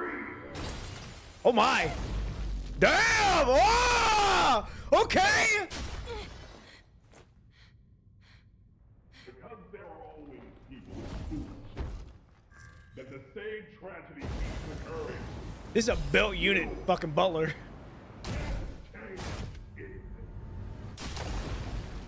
Okay. Are you able to take this? What the fuck? Can't take this hit head on. Better move out of its range of attack. Holy shit. Holy shit! Alright, we're going this. Guard this place.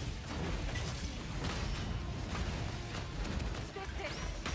Holy fuck. Alright, hold on, ladies and gentlemen, I gotta lock in. No one's getting past me. I'm alright. It's just a scratch. It's dangerous ahead. Be careful. Guard this place. Yeah! Beyond my expectations. But still far from enough. Such people Oh, we got Tofan too. Well, Joe Tofan. break the shackles.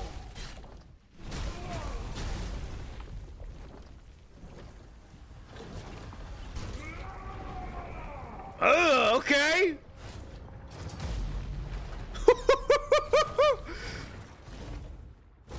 Okay, come on. Come on, I'm right there. That's all you got. I can do the same damn thing.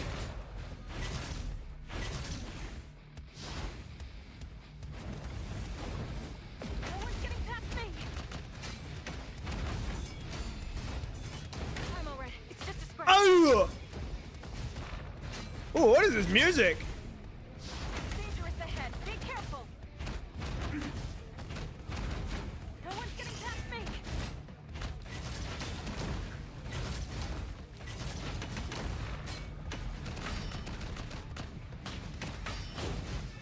I'm alright. It's just a scratch. No one's getting Come on. past me.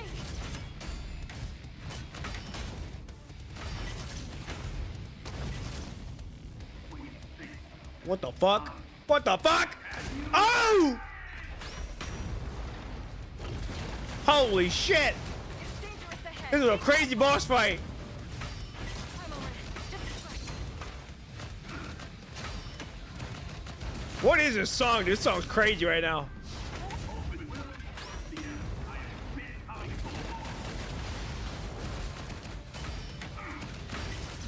No one's getting past me. Guard this place.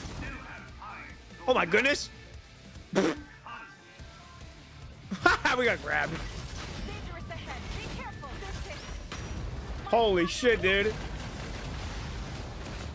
I'm alright. It's just a scratch. Oh my gosh. Dangerous ahead. Be careful. I fucking like that I can do that. Okay, hold on. No one's getting past me. That's all you Come on.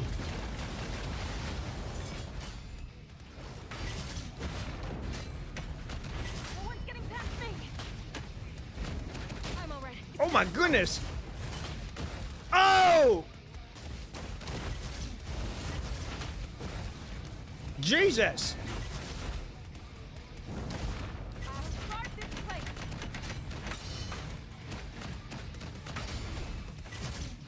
I'm all right. It's just a scratch. Dangerous ahead. There we go.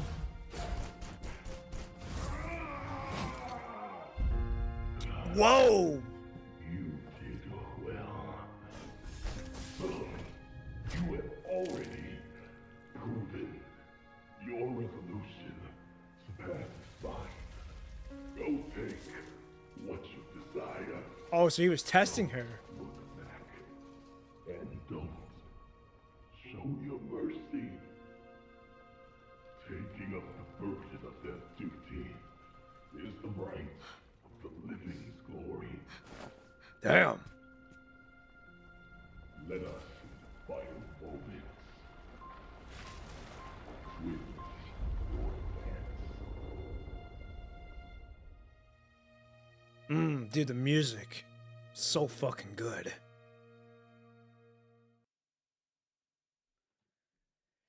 Adam Smasher giving out All the dangerous David targets are Deluxe eliminated. special. Winning sure feels nice. Okay. Does she finally get to see what happened to her family? The giant body crashes to the ground with a thunderous impact, sending a ring of dust blowing into the air. Bridget staggers forward to attempt to raise her weapon, but fails, having exhausted herself completely. As Skitch lies on the ground, the madness in his eyes fades away, leaving behind a glimmer of clarity. I failed. What a disgrace to my duty. No. Perhaps I've already failed in my duty long before that. When I failed to see through Colonel's schemes while serving as a Norman butler. I just wanted to wipe away the dust covering the family crest. Bridget swallows hard to make her way to Skit's side, using her weapon for support as she gradually regains her strength. Sweeping things under the carpet doesn't make the world clean. Hiding things doesn't help with anything. Things only get better when you put it in the effort to make them better. Trying to sweep through things under the carpet is pointless. Perhaps your actions, drawing out her words, Bridget makes another attempt to raise her weapon, are in line with your professional ethics, but before you were a butler, you were a human, a victim of what happened here. But before you were a butler, you were a What? What? Okay. Going from victim to perpetrator is not the answer. If you truly regret failing in your duty, then please stop them from letting your conscience slide further down the slope. Skit shifts his head over so slightly to cast a glance at Bridget with the faintest hint of a chuckle. Then his gaze drifts off into nothingness. So alike. Wait, what? Go ahead, Bridget. You're right. Perhaps I've been piling one mistake on top of another. I could blame it on my chaotic mind after the modifications, but I knew no better. If it weren't for that sick obsession, I wanted to become what I am today. Take them with you. He lets out one final long sigh, then falls silent. I don't know what the Clash of Wills is. I'm assuming that's like probably something that to do with anything, but I don't really. Yeah, it's fine. Okay, here we go. Episode 21. Let's get her done. The terminal crackers were static. Answer me if you copy. Karenina? Oh, shit, Teddy! The signal's getting stronger, but we've established contact with Bridget. The terminal static fluctuates in intensity before the device finally settles on a stable communication frequency. I got Norman map right here. Tell me your location. I'm at the bottom level in an area below the lowest mining tunnel shown on the map. Shit, totally knew that you caused that commotion just now. It's about to collapse where you are. I'll give you the coordinates. Run toward this direction. We'll create a path for you. Wait, where's Trojan? She remembers leaving Trojan at... Trojan is with us. Pop and P spotted your signal. Come on, hurry up already. Oh shit, here we go. It's a race against time now. Let's go, let's go, let's go, let's go.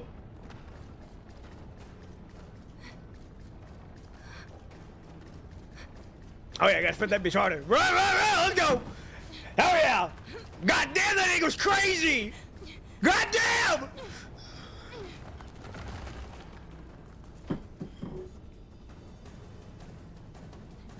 Ooh, I like the music. Let's go, let's go, let's go, let's go. Yes, sir. Yes, sir.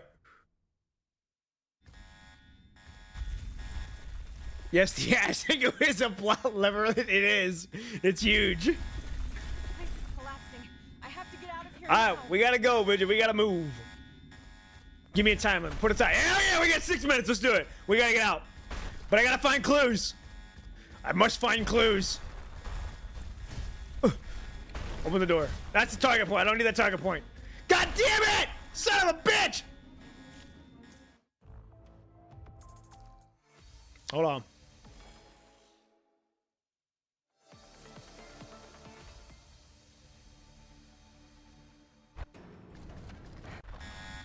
Okay. One more time. We gotta run it back. This is collapsing. I have to get out of here now. 6 minutes. We got 6 minutes to find 2 clues. Let's do it. So, okay, so we got 2 target points. The path is blocked. I have to find another Oh, way. okay, that was meant to happen. Let's go, let's go, let's go. Find the clues. Get on out of here. Let's hope we don't have to fight, but I have a feeling we're going to fight.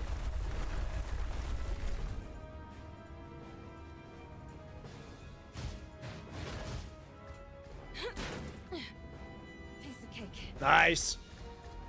Okay. We gotta go down. Can we go down? What? What?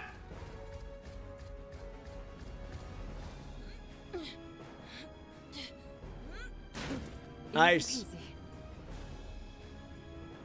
I have a feeling we could have gone down there, but it's fine. Whee!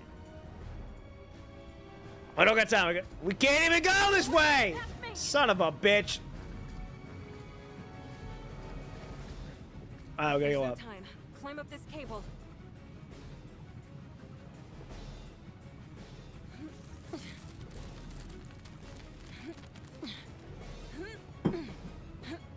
God damn! Almost there. We still got a lot of time. I need to figure out where the fuck I need to go and find these clues. I don't think I'm gonna find them though. She's packing. She really is. She's packing on all areas.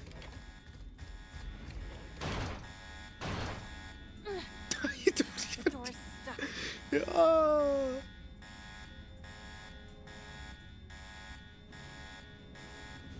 Hurry up. Open. Okay. It's open. I don't know why you just kick it. You should have just fucking. All right. Ah! Scratch. Get up, get up, get up, get up! Okay. Can't even go this way. What the fuck? There goes Ooga Boonga Bridget. It's locked. Oh shit. Hurry up. Open.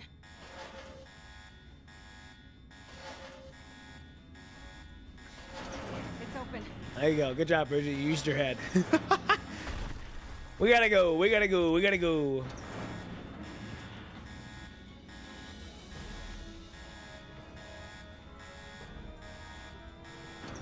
She's learned. Holy shit. Okay, clues, clues, clues. We can go this way. Motherfucker, open! Here we go. Nice.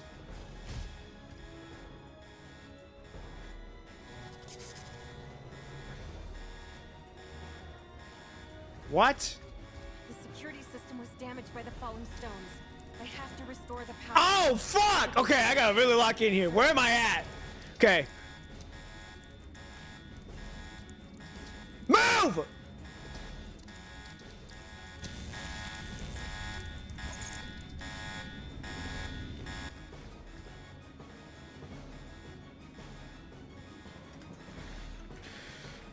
Control W, fucker. Control W, what the fuck? You gotta be fucking kidding me. Control W! The There we fire go. escape is open. Okay. That's done. We got 2:30. We still got time.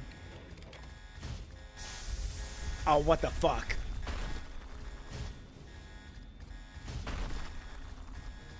Was that everything? Okay, that should be everything.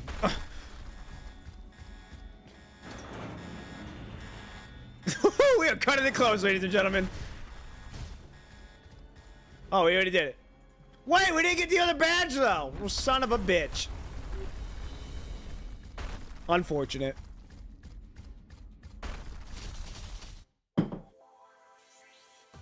Oh, we did it. Never mind. Oh, escape the constant mine within 5 minutes. Successfully escape. Okay, so we did it. Cool. We did it. We did it. We cool. Wait, we got her. We got it done. She's gonna be buried. She was not gonna be buried. I was not gonna let that happen. Alexi, hello. Good morning. Good evening. Good afternoon. Wherever you may be. Oh, hope you're having a good one so far. You're on the back end of the stream now. We're on the final. I think we're on the very ending of this chapter. I think this is the final one. But yeah. Hope you're having a good weekend so far. And on the final part. Here we go, ladies and gentlemen. Episode 22, Final Twist. Oh!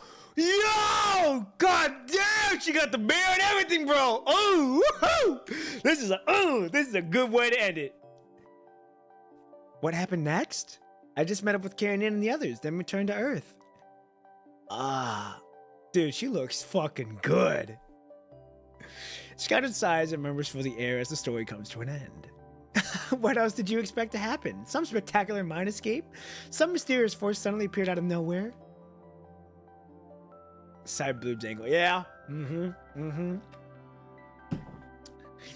Did any of that really happen, though? Stop daydreaming and get back to work, all of you. This is a mission brief, not a Golden Age movie. There are no twists and turns. After getting a playful bonk on the head and hearing the story, I think a lot of people would like to get a playful bonk by her. Support force members return to their posts, perfectly content. These new rookies are getting harder to handle with each batch.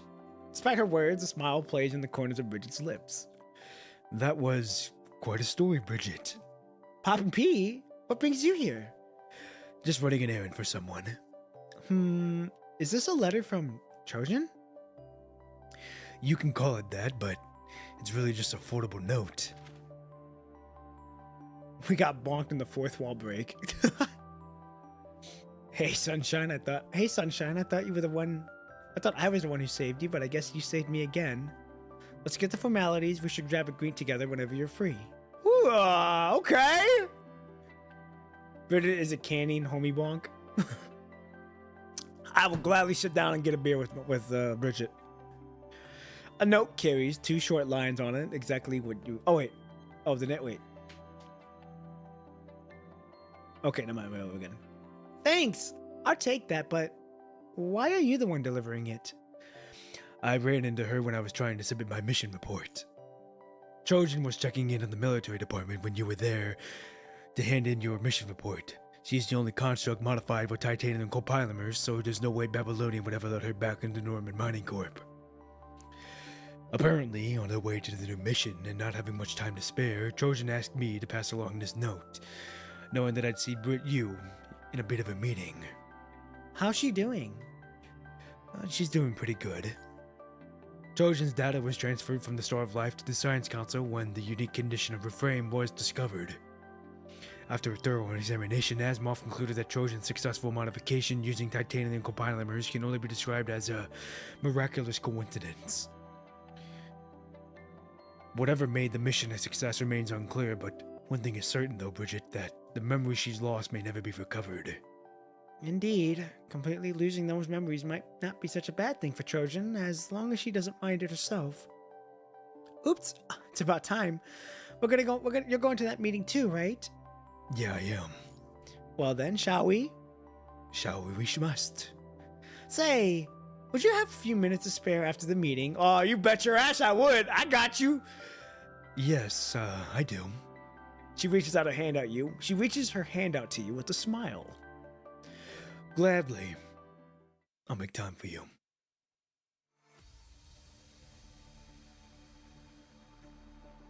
The Science Council called for this meeting following the preliminary analysis of the data Bridget had retrieved from the underground facility.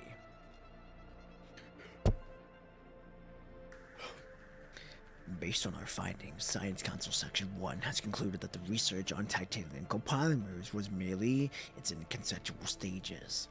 While the titanium copolymer can be classified as a new branch of research, I personally do not find it promising.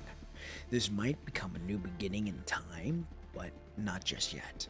The Science Council has incorporated this project into the Titanium Theory Laboratory of Section 1, where further research will be conducted. So, did Science Council also retrieve all the laboratory data from that mine, as if stated in the mission report, the lab juiced in the data from live subject experimentation?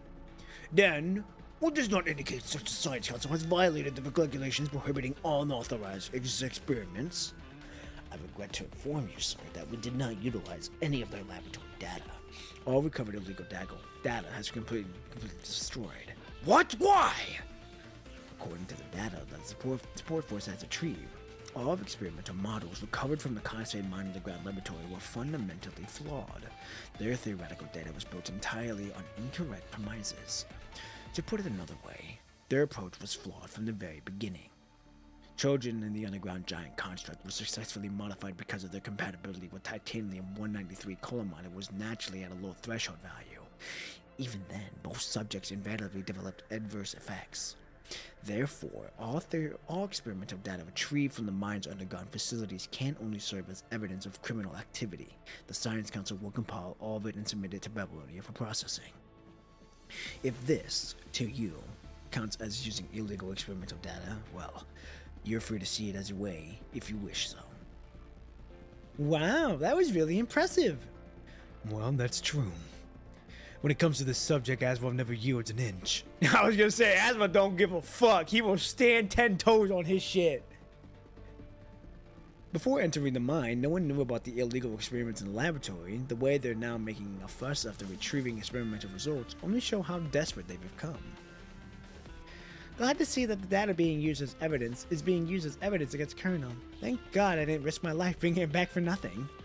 Besides, the core objective of this mission is to restart the Kansai titanium mine. The project regarding titanium copolymers was the first proposed during the Golden Age. Any other questions? I hope Angie is okay for obvious reasons. Well, time will tell whether what's going to happen to her or not. I don't even know if we're going to see her again. Sheepishly, the counselor drops the subject. With the Kansai mine being reactivated, I'm sure they'll be able to find Mom and Dad remains one day. I suppose this is the best ending to this story. She gently closes the final page of the mission briefing in her hands.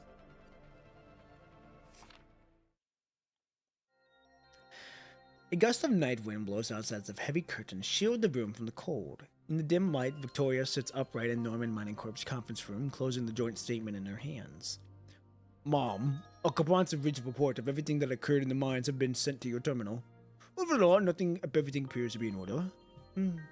Excellent. With a wave of her hand, she dismisses the research from the conference room. Well then, please continue. Pleasure doing business with you. Okay, you're already doing back schemes already. Wow, that's crazy. She raises her poking cup and gently chucks it with that of the figure sitting in the shadows. I'm assuming this is maybe Kurno or maybe Vonnegut. Because if Vonnegut's here, that's gonna be crazy.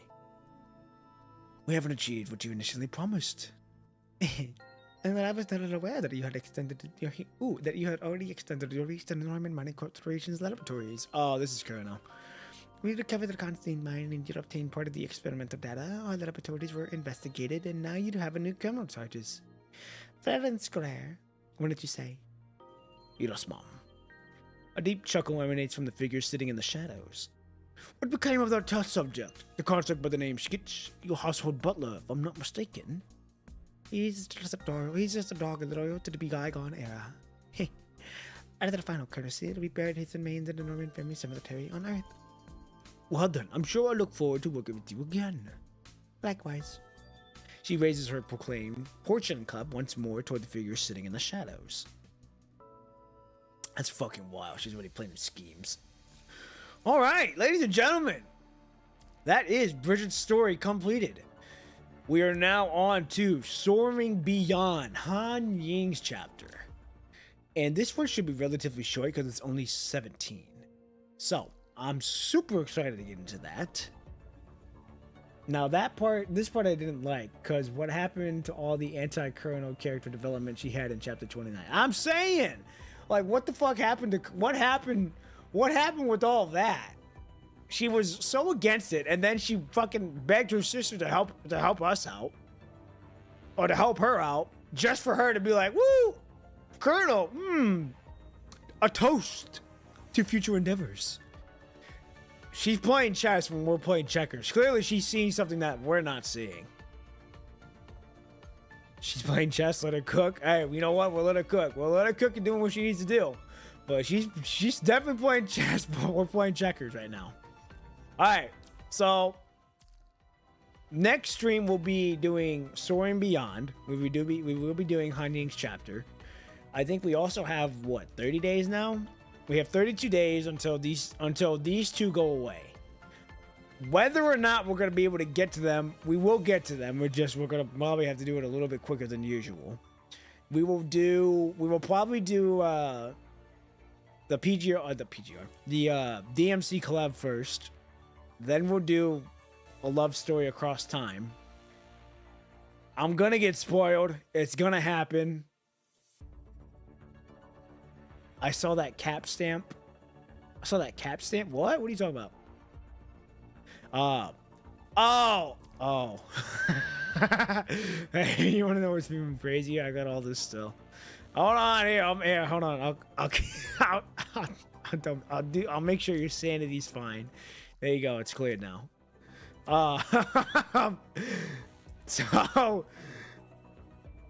I should be able to finish before. Okay, if we can, we're gonna try to get Han Ying's chapter done first. We're gonna get Han Ying's chapter done first. Then we'll do Wan Shi's.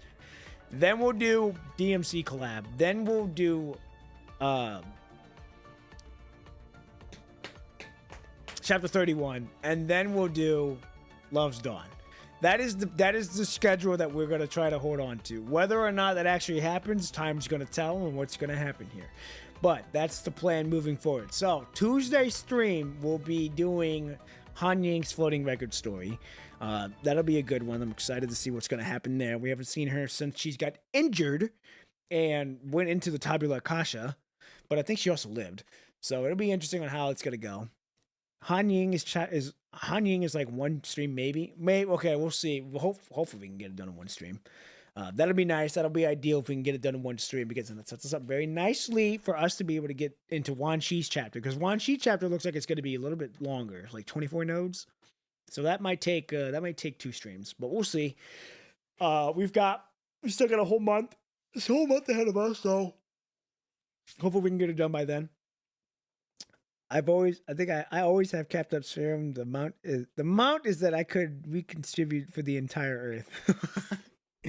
Yeah, like I said, you can rack it up pretty quickly if you forget about it. But there you go, Capri Dot. Sanity is restored. Peace is restored to the land. So, all right, ladies and gentlemen, I don't want to keep you here any more longer than usual. Thank you all for coming. Oh, hold on. Not enough maintain the mystery. Oh, no. We got an error. On the stream. That's not good. Make sure it's still going good. Okay, we're good. No, we're not. Yeah, we are. Okay. All right. So, anyhow, ladies and gentlemen, Tuesday stream, 6 a.m. We will be continuing with Han Ying. The other thing is that I will be working on the short film, so I'm going to hopefully try to get it out this weekend. time will tell whether I do or not. Like I said, I'm doing a lot of things back end on the back end of content right now. So give me some time. I'll let you know. I'll always let you guys know when the short film's ready to go up. So anyhow, I don't want to waste any more of you guys' time. Thank you all so much for being here. I hope you all have a good weekend. Have a good day. Have a good morning. Have a good evening, wherever you may be in the world, in this place we call Earth. And ladies and gentlemen, Tuesday morning, 6 a.m. Well, take that back. Time to be determined because I will be starting my new schedule for work Monday. So Tuesday, time yet to be set, we will be doing Han Ying's chapter. Until then, I'll see you all next time. I'm out. Peace.